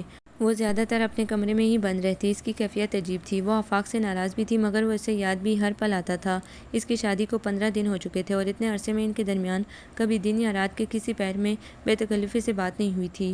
وہ صبح 9 بجے کا سائٹ پر گیا، شام کو کبھی رات کو گھر میں گھستا تھا۔ دروازے پر ہی ماں بہنیں اس کو گھیر لیتیں، پھر آدھ ایک گھنٹے ان سے باتیں کر کے وہ کمرے میں آتا تو اس کا موڈ آف ہوتا۔ وہ اس کا سارا سامان تیار کر کے پہلے ہی باتھ روم میں رکھ دیتی۔ وہ بات لے کر تیار ہو کر دوستوں کی طرف نکل جاتا، کبھی کھانے سے پہلے کبھی کھانا کھا کر رات گئے گھر میں گھستا تھا۔ پھر نامعلوم آصفہ بیگم اس سے کون سے قصے چھیڑ دیتی جو رات گئے تک ختم ہوتے اور وہ جو دن بھر کی تھکی ہوئی ہوتی تھی اس کا انتظار کرتے سو جاتی۔ آفاق اس کے انتظار کی خوش فہمی دل میں لیے کمرے میں آتا اور اسے گہری نیند سوتے دیکھ کر وہ جھلاتا، اس کی بے پرواہی اور ہٹ درمی کو محض الزام ٹھہرا کر سو جاتا۔ دونوں ہی ذاتی انا کے قیدی بنے ایک دوسرے کی پہل کرنے کے انتظار میں تھے مگر دونوں میں ہی سے کوئی پہل کرنے میں تیار نہ تھا۔ آصفہ بیگم کی چال کامیاب جا رہی تھی۔ لائیے بھابی میں آلو چھیل دوں۔ وہ تنہائی سے گھبرا کر ان کے پاس کچن میں چلی آئی۔ ہاں لو میں اتنے سالن بھون لوں، بچے کالج سے اور تمہارے بھائی آفس سے آنے والے ہوں گے۔ وہ چھری سے پکڑا کر چولہے کے قریب چلی گئی۔ شکر ہے تمہیں بھی سسرال جا کر کچن سے کچھ دلچسپی پیدا ہوئی۔ نہ معلوم وہ مذاق کر رہی تھی یا طنز، وہ سمجھ نہ سکی۔ خاموشی سے آلو چھیلنے لگی۔ بہت اداس ہو؟ ہاں بھائی ہونا بھی چاہیے۔ تمہارے بھائی اگر دفتر سے 1 گھنٹے بھی لیٹ ہو جاتے تو میں فون پر فون کیے جاتی ہوں، اور آفاق کا تو گئے ہوئے 1 ہفتے سے زیادہ ہو گیا ہے، نہ فون کیا نہ خط لکھا۔ تمہاری حالت تو ایسی ہونی چاہیے تھی، تمہاری جگہ اگر میں ہوتی تو پاگل ہو چکی ہوتی مارے وہموں کے۔ دیکھو نا وہ گیا بھی تو کہاں، لندن۔ توبہ، بہت ہی بدذات و آزاد معاشرہ ہے۔ اچھے اچھوں کا ایمان خراب ہو جائے اس ماحول میں۔ اور پھر آفاق تو بہت وجیح و شکیل جوان ہے، پھر پیسہ بھی بھرپور ہے اس کے پاس۔ وجاہت، جوانی، دولت جس آدمی کے پاس ہو اس پر تو وہ گوری چمڑیاں چمٹتی ہیں کہ پوچھو مت۔ اور بھائی تم برا مانو یا نہیں، مجھے تو آفاق کے چال چلن درست نہیں لگتے۔ وہ بت بنی شفا کے آگے سے چھیلے ہوئے آلو اٹھا کر گوشت میں ڈالتی ہوئے اپنی بات جاری رکھتے ہوئے بولی، ابھی شادی کو 15 دن ہی ہوئے تھے وہ تمہیں چھوڑ کر چلا گیا۔ اگر تم سے محبت ہوتی اس سے تو ہنی مون کے بہانے سے ہی لے جاتا تمہیں۔ ایسے موقعوں کی تو تلاش رہتی ہے ان دنوں، مگر جو مرد کسی دوسری نیت سے جائے وہ کیوں اپنی پاؤں کی زنجیر ساتھ لے کر جائے۔ 8 دن کا کہہ کر گیا تھا، آج پورے 9 دن ہو گئے، کل تو اسے آ جانا چاہیے تھا۔ چلو تم اٹھو، منہ ہاتھ دھو، حلیہ درست کرو اپنا، کیا حال بنا رکھا ہے، کوئی تمہیں دیکھ کر کہہ سکتا ہے تمہاری شادی کو 22 دن ہوئے ہیں۔ وہ اس کا ہاتھ پکڑ کر اٹھاتی ہوئی بولی۔ شفا کا چہرہ دھواں دھواں ہو رہا تھا، رنگ ایک دم سفید پڑ گیا تھا۔ وہ باتھ روم میں چلی آئی اور پھر خوب پھوٹ پھوٹ کر روئی۔ آفاق کی بے پرواہی اور بے رخی سے اس کے دل میں ڈھیروں وسوسے اور شکوک بھر چکے تھے۔ یہاں بھابھی کی باتیں اس کو انگاروں پر برہنہ پا چلا دیا کرتی تھیں۔ وہ ان کی فطرت و مزاج کو جاننے کے باوجود بے اختیار ہی ان کی باتوں پر یقین کر بیٹھتی تھی۔ اس کی ارمان و اعتماد کا لہو آنسو بن کر آنکھوں سے بہہ رہا تھا، وہ خود بھی آنسو بن بہہ جانا چاہتی تھی۔ اس اذیت بھری بے وقت اور رائگاں زندگی کا اختتام اسے قریب نظر آ رہا تھا۔ پھوپھو کھانا لگ چکا ہے، پاپا بلا رہے ہیں، جلدی آئیں۔ بھتیجے فرحان کی آواز اسے دروازے کے پیچھے سے آئی تو وہ اپنی جلتی آنکھوں پر پانی کے چھینٹے مار کر ڈرائنگ روم میں چلی آئی۔ کہاں تھی بیٹا، میں کب سے پکار رہا ہوں آپ کو۔ بھیا اسے دیکھ کر شفقت سے مسکرائے، آنکھوں میں ہوا سے مٹی چلی گئی تھی، پانی کے ذریعے وہ نکالنے کی کوشش کر رہی تھی۔ انہیں اپنی طرف بغور دیکھتے ہوئے اس نے اپنی سرخ روئی ہوئی آنکھوں کا بہانہ بنایا۔ بھابھی کے ہونٹوں پر معنی خیز مسکراہٹ تیزی سے معدوم ہو گئی۔ اس نے چپ چاپ اپنی پلیٹ میں مٹر پلاؤ نکال لیا۔ رات کو اچھی ڈشیں ذرا اہتمام سے بنا لینا، آفاق شفا کو لینے آئیں گے، اور بیٹا آپ بھی تیار ہو جائیے گا۔ وہ بھابھی کے بعد شفا سے مخاطب ہوئے، بھیا آفاق کب آئے؟ اس کا دل تیزی سے دھڑکنے لگا، نامعلوم خوشی کے احساس سے، یا رات کو فون آیا تھا ان کا وہ شام کو آئے ہیں، اسی ٹائم تمہیں لینے آنا چاہ رہے تھے۔ آپ کی بھابھی آپ کے پاس گئی تھی مگر آپ سو رہی تھی، اسی لیے بھابھی نے انکار کر دیا کہ آپ بے آرام ہوں گی۔ دوپہر کو آفاق نے آفس فون کیا ہے کہ وہ آفس سے جاتے ہوئے آپ کو لے کر جائیں گے۔ میری آج ویسٹرن سے آئی پارٹی سے میٹنگ ہے مگر میں کوشش کروں گا جلد آنے کی۔ وہ عجلت میں کھانا کھا کر چلے گئے۔ بھابھی بری طرح سٹ پٹا گئی تھی، انہیں گمان نہیں تھا بھیا اس طرح انجانے میں ان کی مکاری اور چال بازی ظاہر کر دیں گے، یا آفاق یہاں کے بجائے ان کے دفتر فون کر کے اسے گھر لے جانے کی اجازت لیں گے۔ بچوں میں اور گھر میں ایسا دماغ الجھ جاتا ہے، تمہیں بتانا بالکل بھی یاد نہ رہا۔ رات فون آیا تو تھا، میں تمہیں بلانے گئی تھی مگر دروازہ بند تھا۔ مجھے معلوم ہے تمہیں کچی نیند سے اٹھا دیا جائے تو تمہارے سر میں درد شروع ہو جاتا ہے، اس لیے میں نے آفاق کو منع کر دیا تھا۔ چلو بچوں جلدی جلدی کھاؤ، ابھی مجھے ڈنر کی تیاری بھی کرنی ہے۔ وہ اس سے نگاہیں چراتی بچوں کو ہدایتیں کرتی وہاں سے چلی گئی۔ وہ اس قدر مبالغہ آرائی، شدید بدظن کر دینے والا جھوٹ در جھوٹ، اس کا دل پوری طرح اچاٹ ہو گیا تھا۔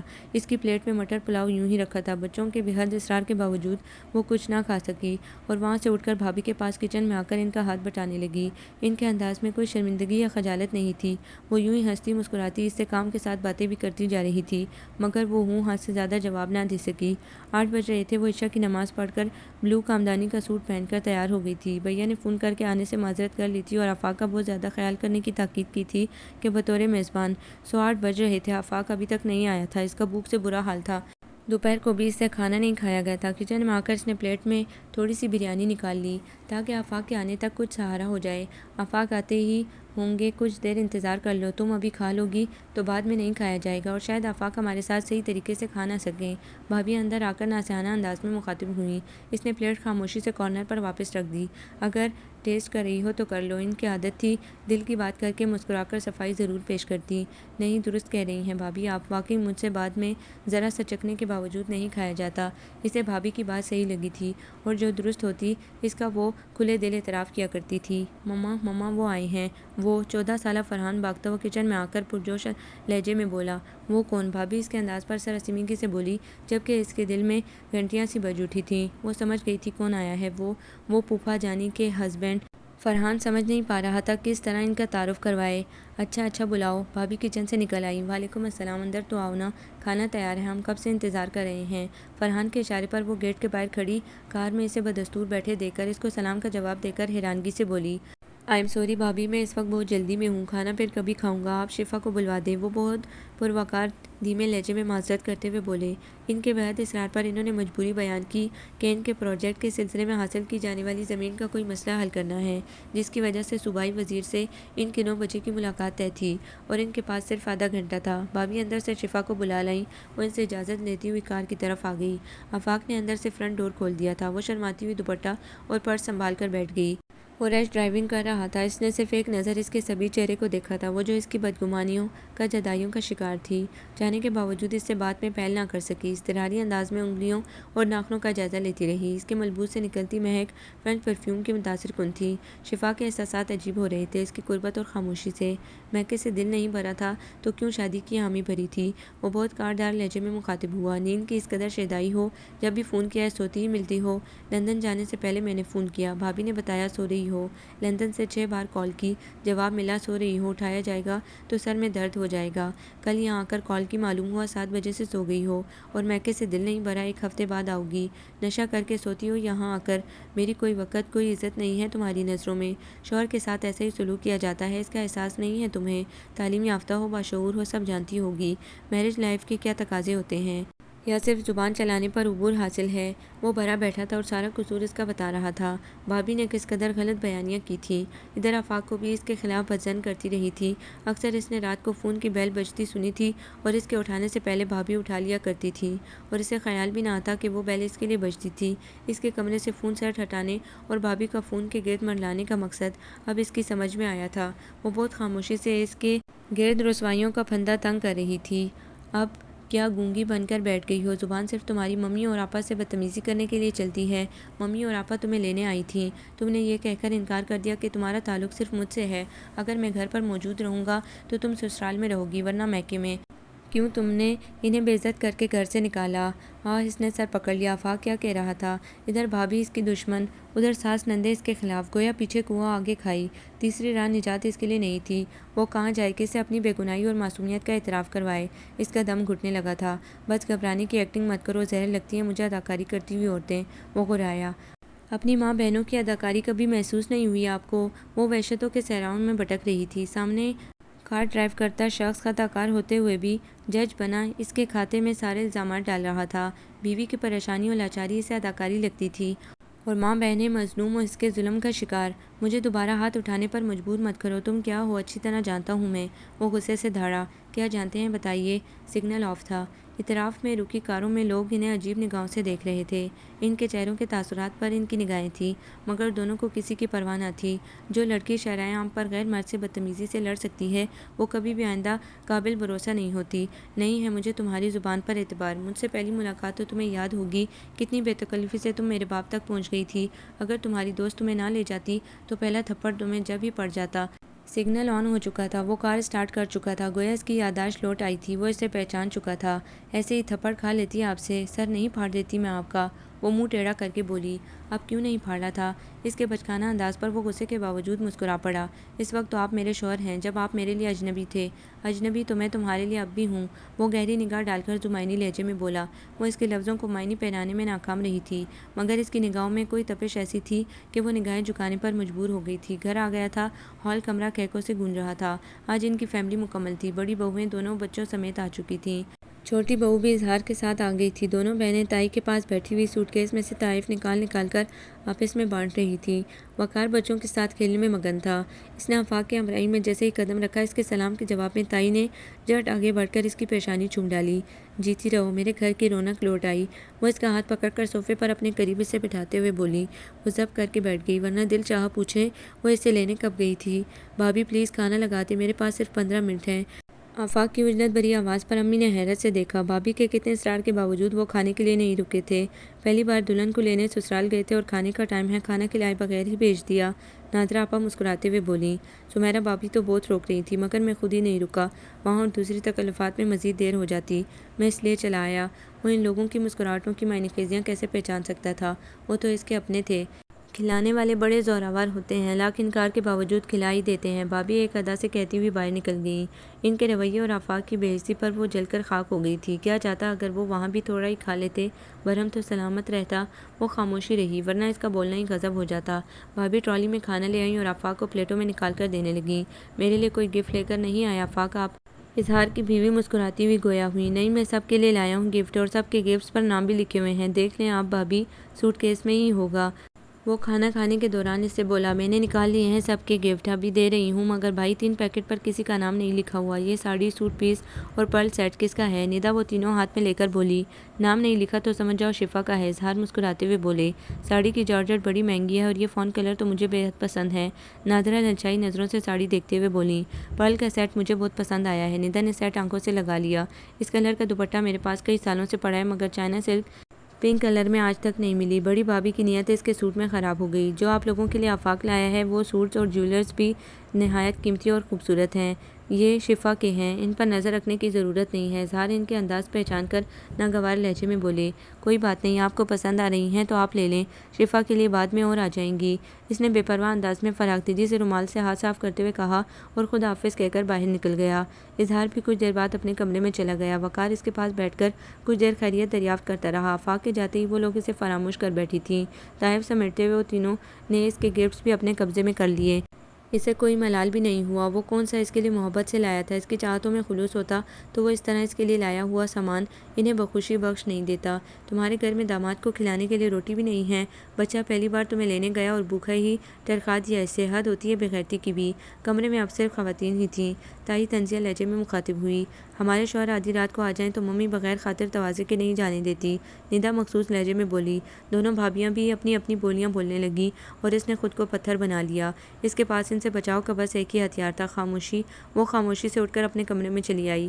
اس کے دشمنوں میں 2 کا اور اضافہ ہو گیا تھا۔ اس نے سوچا تھا بھابیاں آ جائیں گی تو ان سے دوستی ہو جائے گی، مگر وہ ان تینوں سے زیادہ خطرناک لگی تھی اسے۔ کمرے کی حالت نہایت ابتر ہو رہی تھی، کشن، تکیے، میگزینز، نیوز پیپرز، ٹائیاں، جرابیں بکھری پڑی تھیں۔ اس کی نفاست پسند طبیعت ایک دم ہی مخدر سی ہو گئی۔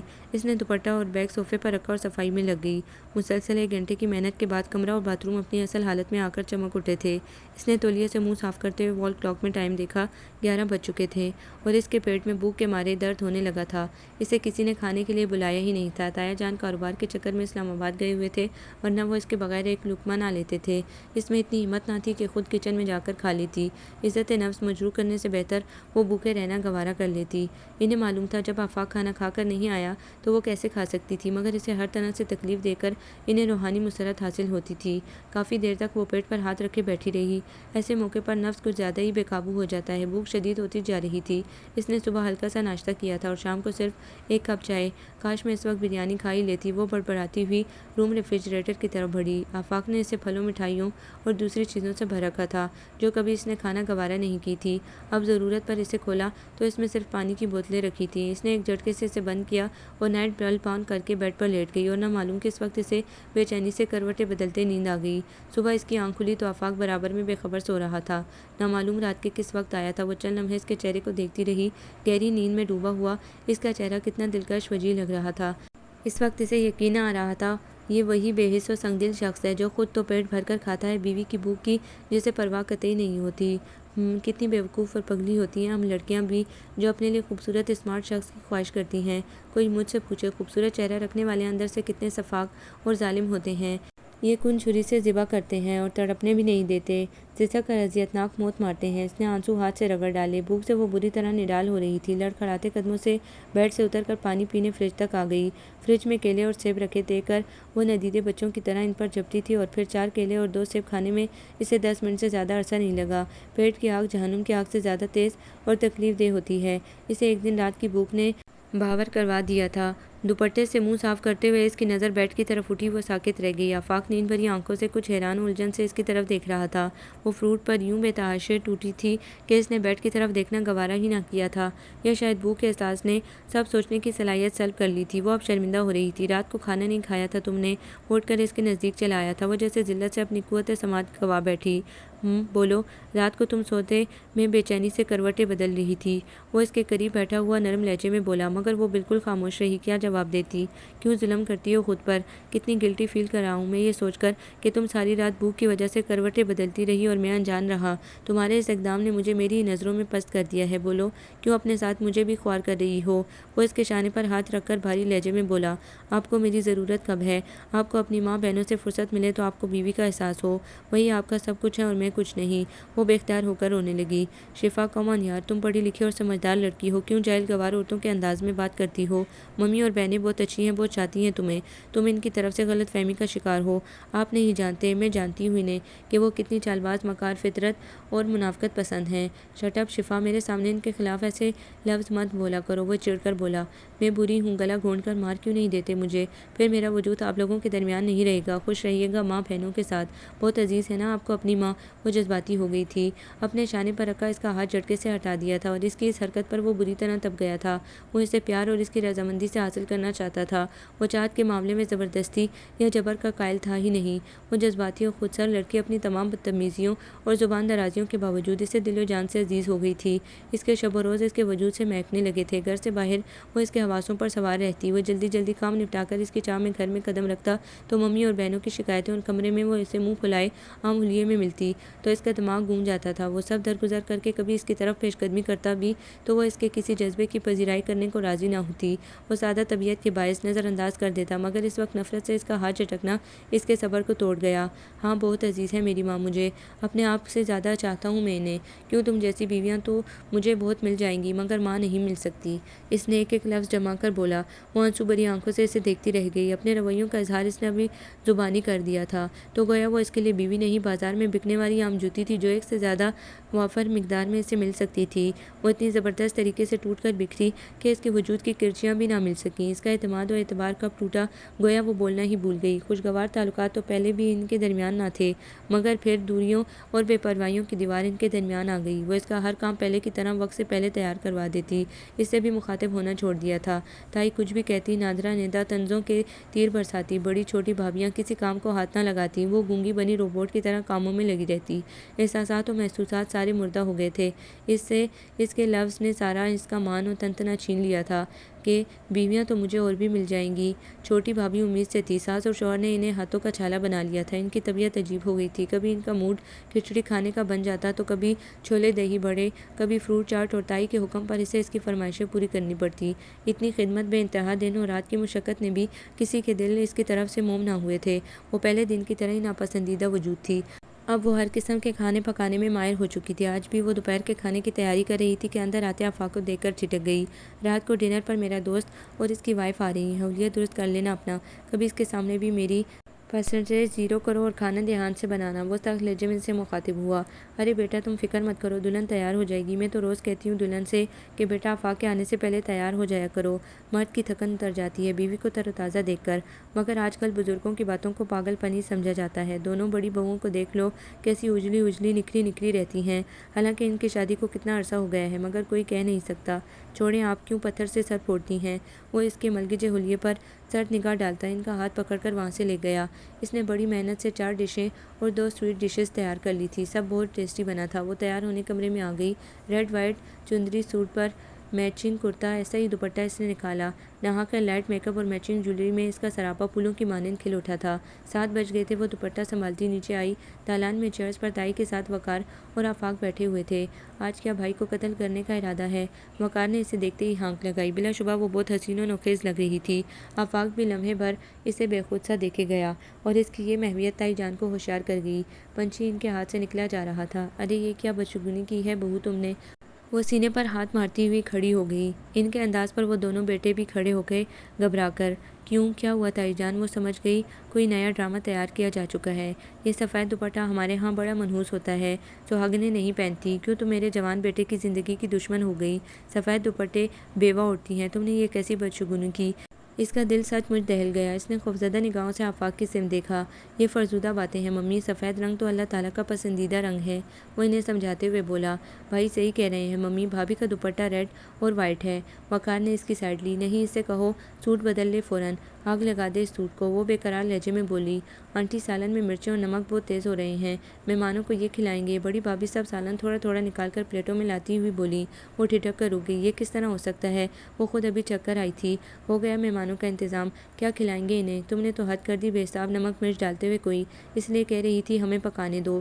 تائی چکھتی ہوئی اس سے مخاطب ہوئی۔ آفاق کا موڈ خراب ہو گیا تھا۔ بھابھی اور تائی کی کمنٹری جاری تھی۔ یہ کیسے ہو سکتا ہے؟ میں کچن سے آئی تو سب ٹھیک تھا۔ وہ سخت متوش تھی۔ تمہارا مطلب ہے ہم نے ڈالا ہے بعد میں؟ بھابھی بلی کی طرح گھرائیں۔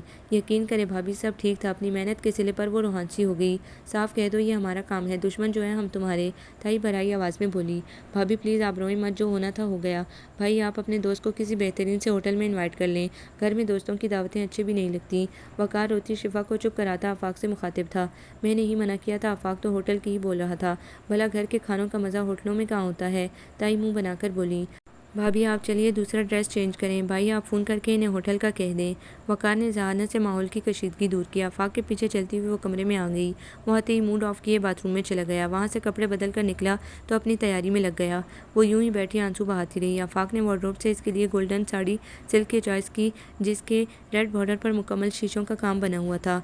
یہ پہنو فٹافٹ، ٹائم نہیں ہے۔ وہ اسے ہینگر پکڑاتا ہوا بولا۔ وہ ساڑی لے کر اٹیچ باتھ کی سمت بڑھ گئی۔ مون لائٹ کا ماحول، دھیمی بجتی میوزک بلو روشنیوں میں خوابناک ہو رہا تھا۔ اس کا موڈ آف رہا تھا۔ سارے راستے وہ کچھ نہیں بولا۔ اس نے اپنی صفائی پیش کرنا چاہی تو اسے بھی سختی سے بولنے کو منع کر دیا تھا۔ وہ ریڈ ہونٹوں کو بے دردی سے کچل کر رہ گئی۔ 2 ماہ میں وہ پہلی بار اس کے ہمراہ جا رہی تھی۔ اس سے قبل تو انہیں کہیں جانے کا موقع دیا ہی نہیں گیا تھا۔ ہوٹل کے ہال روم ویٹر کی رہنمائی میں وہ ریزرو ٹیبل تک پہنچے، جہاں صفوان اور اس کی بیوی نمرہ پہلے سے ہی موجود تھے۔ رسمی تعارف کے بعد وہ چیئرز پر بیٹھ گئے۔ یہاں کر معلوم ہوا میزبان غائب مہمان حاضر۔ صفوان بیٹھتے ہی شرارت سے مخاطب ہوا۔ کچھ لیٹ ہو گیا اور لیٹ ہونے کی وجہ ساتھ ہے میرے۔ وہ ہنستا ہوا برابر بیٹھی شفا کی طرف اشارہ کر کے بولا۔ اس کا موڈ ایک دم فریش تھا۔ نہ معلوم وہ دوست کی وجہ سے پوز کر رہا تھا یا فسوخیز رومانٹک ماحول کا اثر ہوا تھا اس پر۔ بھابھی کو آپ الزام دے رہے ہیں، جبکہ مجھے معلوم ہے تیاری میں آپ نے بھی کم دیر نہیں لگائی ہوگی۔ صفوان بھی میرے ساتھ ہی تیار ہونا شروع ہوئے تھے۔ میں تیار بھی ہو گئی تھی، مگر یہ ڈریسنگ ٹیبل سے ہی چپکے ہوئے تھے۔ نمرہ ہنستی ہوئی شفا کی سائڈ لیتی ہوئی بولی تو وہ تینوں ہنس پڑے۔ کھانا خوشگوار ماحول میں کھایا گیا۔ صفوان نمرہ دونوں پاک و بہار طبیعت کے مالک تھے۔ دونوں میں انڈرسٹینڈنگ بھی بہت تھی۔ ان کی پرمزہ باتوں پر وہ بھی ڈپریشن سے کچھ دیر نجات پا کر مسکرانے لگی تھی۔ کھانے کے بعد آفاق نے آئس کریم منگوا لی تھی۔ بھابھی میرا خیال تھا آفاق جیسے کم گو شخص کو ان کی وائف بولنا سکھا دیں گی، مگر مجھے تو آپ اس سے زیادہ کم گو خاموش طبع لگ رہی ہیں۔ صفوان نے اس کے سنجیدہ دھیمے سے مسکراتے دلکش چہرے کی طرف دیکھتا ہوا بولا۔ تم دونوں کے آگے انہیں بولنے کا موقع کیسے مل سکتا ہے؟ آفاق کے کہنے پر دونوں ہنس پڑے۔ تم کمبائن فیملی چھوڑ کر کراچی آئے ہو، یہاں مس تو کرتے ہوگے سب گھر والوں کو؟ آفاق آئس کریم کھاتا ہوا بولا۔ پہلی بار گھر والوں سے دور ہوئے ہو، اکیلا تو محسوس نہیں کرتے ہوگے خود کو؟ نہیں یار، میں یہاں ان سے دور ہو کر بہت پرسکون اور خوشگوار لائف انجوائے کر رہا ہوں۔ کیا دماغ درست ہے تمہارا یا مذاق کر رہے ہو؟ آفاق شدید حیرت اور رنج کا شکار تھا۔ تم تو جانتے ہو میں ابا کے انتقال کے بعد اماں کو کتنا چاہنے لگا تھا، پہلے سے کئی گنا زیادہ، مگر اماں نے میرا احساس نہیں کیا۔ نمرہ سے میں نے شادی کرنے کے لیے بڑی جدوجہد کے بعد انہیں راضی کیا۔ وہ شاید میری کبھی شادی نہیں کرنے کی دھمکی سے مرعوب ہو گئی تھیں۔ انہوں نے مجھے شادی کرنے کی اجازت تو دے دی، مگر نمرہ کو دل سے قبول نہ کر سکیں۔ پھر گویا شادی والے دن سے ہی میرے اور نمرہ کے گردان کا دائرہ تنگ ہو گیا۔ دوسرے دن سے ہی اماں اور بہنوں کو نمرہ سے شکایتیں شروع ہو گئی۔ میں اسے پہلے ہی سمجھا چکا تھا کہ اسے خود ان کے دلوں میں جگہ بنانی ہے، مگر جب میں اسے باز پرس کرتا تو ہر بات کی نفی کرتی۔ میری سمجھ نہیں آتا کون سچا ہے کون جھوٹا۔ بھائی میں ذرا تیز مزاج ہوں، جھوٹ اور منافقت مجھے پسند نہیں۔ صفوان کے خاموش ہونے کے بعد نمرہ اس سے مخاطب ہوئی۔ صفوان سے شادی کے بعد مجھے معلوم ہوا، اپنی طبیعت پر جبر کر کے میں نے سمجھوتا کرنا سیکھ لیا تھا اور خلوص نیت سے ان کی خدمت میں لگ گئی، مگر انہوں نے مجھے کوئی حیثیت ہی نہیں دی۔ صفوان کو آفس سے آتے ہی ماں بیٹیاں گھیر کر بیٹھ جاتیں اور نہ جانے کیا انہیں بتاتی تھیں، اور یہ غصے میں آ کر مجھ سے پوچھتے میں ان سے کیوں لڑی، کیوں بدتمیزی کی، اور میں حیران انہیں یقین دلانے کی کوشش کرتی کہ کوئی بات میں نے نہیں کہی، بلکہ ساس نندیں ہی آتے جاتے طنز بازی کرتی ہیں، مگر یہ کہتے میں جھوٹ بول رہی ہوں۔ ماں بہنیں سچ کہہ رہی ہیں۔ ان کے انداز ہوتے ہی بھی سچے تھے اور فوراً رونے بیٹھ جاتی تھی، اور میں حیران پریشان ہو جاتی کہ رونا تو مجھے چاہیے، اور وہ نامعلوم کس طرح اچانک آنسو بہا لیا کرتی۔ اور سچ پوچھیں تو بھابھی شادی شدہ میری نندیں میری ساس کو بھڑکایا کرتی تھی اور کسی نہ کسی بہانے سے آ جاتی اور اماں کو کسی نہ کسی طرح بہکاتی رہتی، اور ایک دفعہ غصے میں یہی بات کہہ دی تو بس پوچھے نہیں آپ۔ نمرہ نے مسکراتے ہوئے کچھ شرمندہ سے صفوان کی طرف دیکھا۔ اس دن ایسا گھر میں ہنگامہ ہوا، بہنیں روٹ کر جانے لگیں کہ مجھے ان کا آنا پسند نہیں، اور ساس کی حالت نہایت ابتر ہو گئی۔ اس دن صفوان نے پہلی دفعہ ہاتھ اٹھایا تھا ان کی حمایت میں، اور اگر فوراً یہ مجھے منا نہ لیتے تو میں خودکشی کر لیتی۔ اس واقعے کے بعد سے تو انہیں اور حوصلہ مل گیا۔ گھر کا سارا کام نوکروں کے باوجود میرے ذمہ لگ گیا۔ اس کے باوجود گھر میں سکون نہیں تھا۔ صفوان مجھ سے خفا کہ میں سمجھوتا نہیں کرتی، اور میں ان سے بیزار کہ یہ ماں بہنوں کو مظلوم اور مجھے ظالم سمجھتے ہیں۔ ہمارے درمیان دوریاں بڑھتی جا رہی تھیں، اور یہی ہماری ساس نندوں کا منصوبہ تھا۔ شفا دلچسپی اور حیرانگی سے توجہ کے ساتھ سن رہی تھی، گو کہ کچھ کرداروں کے علاوہ کہانی وہی تھی جو اس کے ساتھ رواں تھی۔ اس نے ایک نگاہ آفاق کے چہرے پر ڈالی۔ وہ چہرہ جھکائے بیٹھا تھا، وہ اس کے تاثرات دیکھ نہ سکی۔ دراصل میں اس احساس ندامت میں مبتلا تھا کہ اماں اس شادی سے ناخوش ہیں، اور انہیں خوش رکھنے کی خاطر میں نے اپنی ذاتی خوشیاں خود پر حرام کر لی تھیں، مگر گھر کی فضا یوں ہی کشیدہ اور تلخ تھی۔ اماں بہنوں کی شکایتوں اور آنسوؤں سے بیزار ہو کر میں نے بہت دیر سے گھر آنا شروع کر دیا۔ دل و دماغ میں ٹینشن رہنے لگا، زندگی جنجال لگنے لگی۔ اکیلا سڑکوں پر کار دوڑاتا، کبھی ہوٹلوں میں ٹائم گزار کر جب گھر میں داخل ہوتا تو اماں سو چکی ہوتی، اور کمرے میں آتا تو نمرہ کو سکون سے سوتا دیکھ کر میرا غصے سے برا حال ہو جاتا کہ میں خوار ہوتا پھرتا ہوں اور یہ سکون سے سو جاتی ہے۔ آخر کار میں اتنا بددل ہوا کہ اس سے مخاطب ہونا ہی چھوڑ دیا۔ بھابھی میں سارے دن کی تھکی ہوئی ہوتی، اور یہ کبھی جلدی کمرے میں آتے بھی نہیں تھے، یا تو باہر سے دیر سے آتے۔ اگر کبھی جلدی آ بھی جاتے تو اماں یا بہنیں ہوتی، وہ وہیں گھیر کر بیٹھ جاتی اور پھر نامعلوم کون سی الف لیلا چھیڑتی کہ 2-3 بجے سے پہلے یہ کمرے میں نہیں آتے، اور میں غصے میں سو جاتی۔ ایک دن اللہ کو ہی رحم آ گیا جو صفوان نے ان کے اصل روپ خود ہی دیکھ لیے۔ میں سوچ بھی نہیں سکتا تھا اماں اور بہنیں اتنی شدید مبالغہ آرائی اور غلط بیانی سے کام لیتی ہوں گی۔ مجھے اچانک سامنے دیکھ کر اماں تو کچھ بول ہی نہ سکی، اور بہنیں چپکے سے گھر روانہ ہو گئیں۔ بھابیاں اپنے کمرے میں چلی گئیں۔ میں اتنے عرصے تک اپنا سکون چین برباد کیے ان کے اشاروں پر الو بنتا رہا تھا۔ رشتوں پر سے میرا اعتبار و اعتماد اس بری طرح ٹوٹا کہ میں نے 2-3 دن کی شدید بھاگ دوڑ کے بعد اپنا ٹرانسفر یہاں کروا لیا اور نمرہ کو لے کر یہاں آ گیا۔ اماں نے آتے وقت کہا تھا، بیویاں تو تجھے اور بھی مل جائیں گی، مگر ماں ایک بار ہی ملتی ہے۔ اس وقت تو میں ان سے اجازت لے کر آ گیا تھا، مگر میرا تجزیہ ہے، نیک اور وفادار ساتھ چلنے والی بیوی بار بار نہیں ملتی۔ پھر بھی تم نے انہیں وہاں چھوڑ کر اچھا نہیں کیا۔ بہت دیر بعد آفاق شکستہ آواز میں بولا، یار آج کل کے وقت میں دوریاں چاہتوں کو اور قربتیں نفرتوں کو جنم دیتی ہیں۔ میں جان بوجھ کر انہیں چھوڑ کر آیا تاکہ ہم سے دوری انہیں ہمارے وجود کی یاد دلائے اور وہ خود اپنے رویوں پر پشیمان ہو کر ہمیں معاف کر دیں۔ خونی رشتے کوئی کانچ کے برتن نہیں ہوتے، جو ٹوٹ گئے تو ختم ہو گئے، یہ تو زندگی کے ساتھ ہی ختم ہوتے ہیں۔ اماں کو میں اگلے ہفتے بلوا رہا ہوں، نمرہ کو ان کی ایسی حالت میں شدید ضرورت ہے۔ وہ نمرہ کی طرف دیکھ کر قدرے شرارت سے بولا جس نے شرما کر گردن جھکا لی تھی، تم ہنی مون پر کب جا رہے ہو؟ تمہاری تو ارینج میرج تھی، ہمارے جیسا مسئلہ تو نہیں ہوگا نا؟ پہلے گھر کی کشیدگی کی وجہ سے ہم نہ جا سکے، اب انشاءاللہ کچھ ماہ بعد تینوں ساتھ جائیں گے۔ صفوان کا لہجہ بدستور شرارتی تھا۔ بہت جلد انشاءاللہ، وہ شفا کی طرف دیکھ کر پر یقین لہجے میں کہہ رہا تھا۔ ہوٹل سے واپسی میں 12 بج گئے تھے۔ راستے میں کار ڈرائیو کرتے وقت اس کا موڈ بہت جولی تھا، وہ مسلسل اس سے باتیں کر رہا تھا، مگر وہ اپنا موڈ ٹھیک نہ کر پائی۔ آج جو کچھ ہوا اس نے اس کی برداشت کی قوت ختم کر دی تھی۔ سب سے زیادہ بدگمان اور گھائل اسے آفاق کے سرد و بیگانہ رویے نے کیا تھا۔ وہ اس ستمگر کی خاطر سب کچھ برداشت کر رہی تھی، اور وہ جیسے اس کی طرف سے پتھر بنا ہوا تھا۔ اس کی بات، اس کے دلائل جیسے اس کے لیے ناقابل قبول تھے۔ عورت سب کچھ برداشت کر سکتی ہے، مگر اپنی ذات کی نفی کبھی گوارا نہیں کرتی، اور وہ تو روز اول سے اس کے دل و جذبات سے اجل رہی تھی۔ آج اس نے فیصلہ کر لیا تھا، وہ ہمیشہ ہمیشہ کے لیے اس کی زندگی سے نکل جائے گی، اور اس سے دور رہ کر ساری زندگی زندگی اس کے نام پر گزار دے گی، مگر اب یہاں پتھروں میں رہ کر خود کو مزید لہولہان نہیں کرے گی۔ نمرہ خوش قسمت تھی اور صفوان کی پسند بھی، جو اس جیسے حالات گزار کر پھر صفوان کی محبت میں ساحل پر پہنچ گئیں، مگر خود کو نہ وہ خوش قسمت سمجھتی تھی اور نہ آفاق کی محبت تھی، جو کبھی نہ کبھی اس کی آنکھوں پر بندی ماں بہنوں کی فریب و مکاری کی پٹی اترتی۔ اس سے جدائی کے احساس سے دل بے قابو سا تھا۔ کیا بات ہے، میں ہی بولے جا رہا ہوں، تم کچھ نہیں بول رہی ہو؟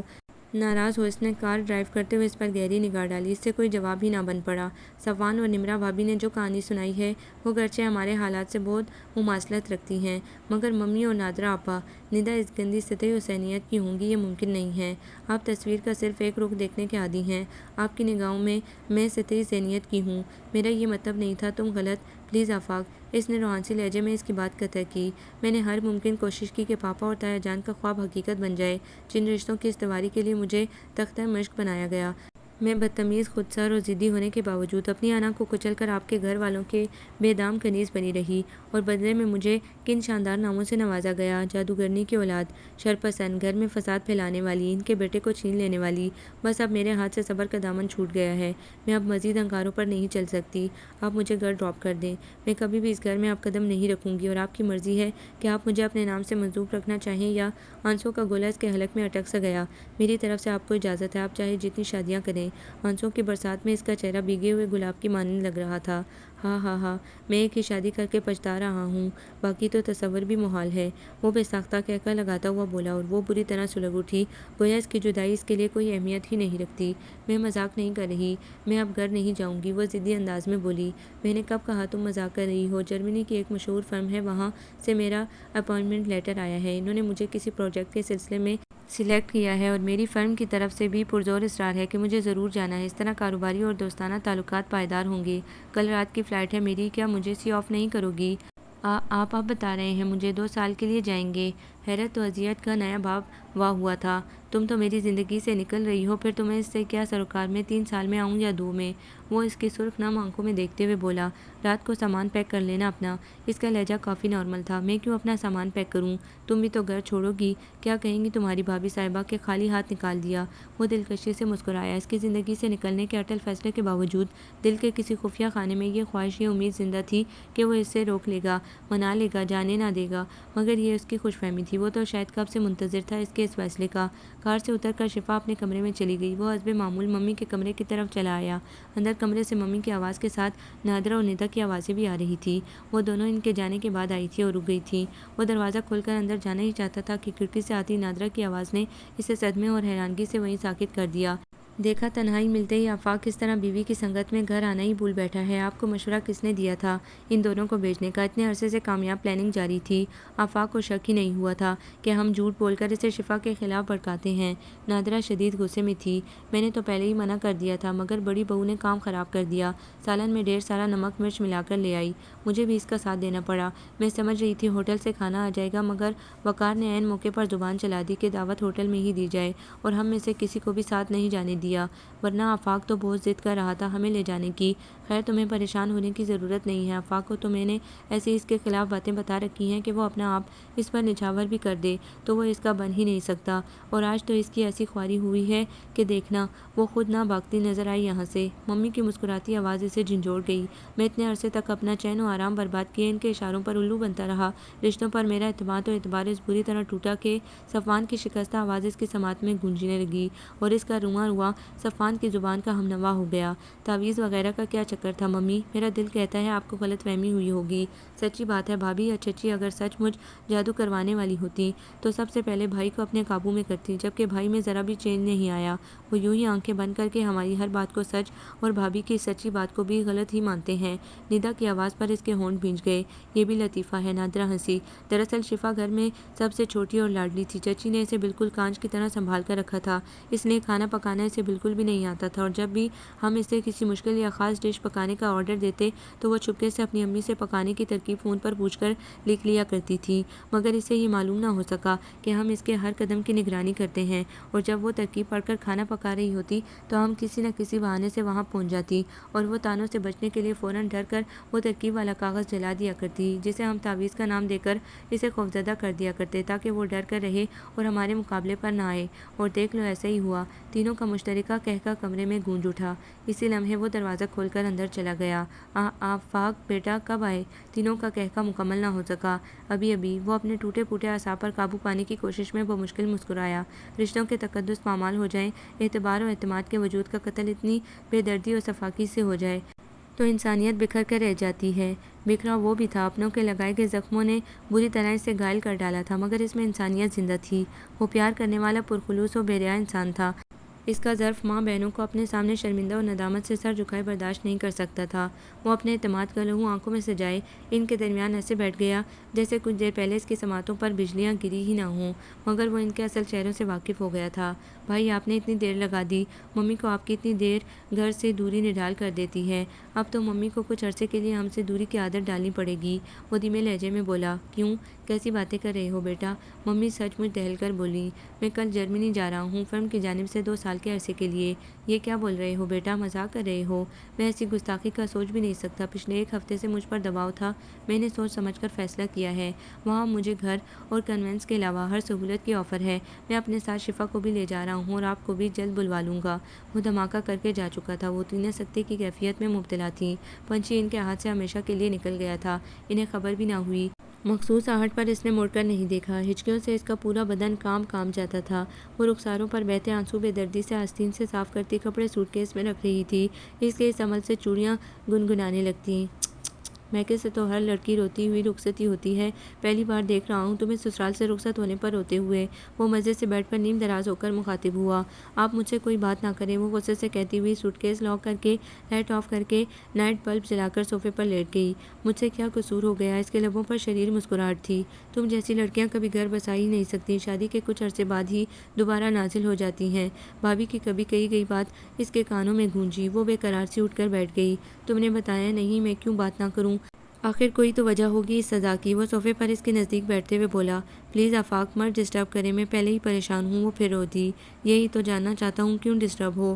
میری جدائی کے احساس سے یا یہ گھر چھوڑنے کے خیال سے؟ مجھے نہیں معلوم، بس۔ وہ روتی ہوئی بولی۔ بیوقوف جو ٹھہری، صرف زبان چلانا جانتی ہو یا جھگڑنا، جذبوں کا اظہار کرنا نہیں آتا تمہیں؟ وہ سرگوشی میں بولا۔ میں جھگڑالوں اور بیوقوف ہوں؟ نکل تو رہی ہوں آپ کی زندگی سے، آپ نے مجھے سمجھنے کی کوشش ہی کب کی ہے؟ آپ سے تو پھر بھی کم جھگڑالوں ہوں۔ اس کا موڈ بدستور آف تھا۔ تمہیں سمجھنے کے لیے تو جرمنی ساتھ لے جا رہا ہوں۔ وہ اس کے شانے پر ہاتھ رکھ کر بولا۔ کیا مذاق کر رہے ہیں آپ؟ پاگل سمجھا ہے مجھے جو آپ کی باتوں میں آ جاؤں گی؟ سمجھنے کی کیا بات ہے، تم ہو ہی پاگل۔ اگر ہوش مند ہوتی تو نہ 2 مہینے تک مجھے خوار کرتی اور نہ خود ہوتی۔ اسٹوپڈ، تم کیا سمجھتی ہو؟ چچا جان اور ابو کے خواب کو میں نے حقیقت کا رنگ دینا نہیں چاہتا تھا۔ اگر میں نہیں چاہتا تو تم میری زندگی میں آ بھی نہیں سکتی تھی۔ میں نے تمہیں پورے خلوص دل و نیت سے اپنایا تھا۔ یہ تم نے کیسے سوچ لیا کہ تم میری زندگی سے نکل جاؤ گی اور میں تمہیں نکل جانے دوں گا؟ ایسا کبھی ممکن نہیں ہوگا۔ وہ مسرت و حیرانگی سے بت بنی شفا کو بازوؤں میں سمیٹے ہوئے مخمور لہجے میں بول رہا تھا۔ جرمنی جا کر ہم اپنی نئی زندگی کا آغاز کریں گے، جس میں نہ بدگمانیوں کے کانٹے ہوں گے اور نہ بے اعتمادیوں کے گھاؤ۔ بولو، معاف کر دیا نا اس جھگڑالو کو؟ وہ مسکرایا۔ اب تو معاف کرنا ہی پڑے گا، مجبوری ہے۔ وہ مسکراتی ہوئی طمانینت بھرے لہجے میں اسے چڑھاتی ہوئی بولی۔ آپ کو یہ ناول کیسا لگا؟ کمنٹس میں اپنی رائے ضرور دیں۔ ہمارے چینل کو لائک کریں، سبسکرائب کریں، شیئر کریں۔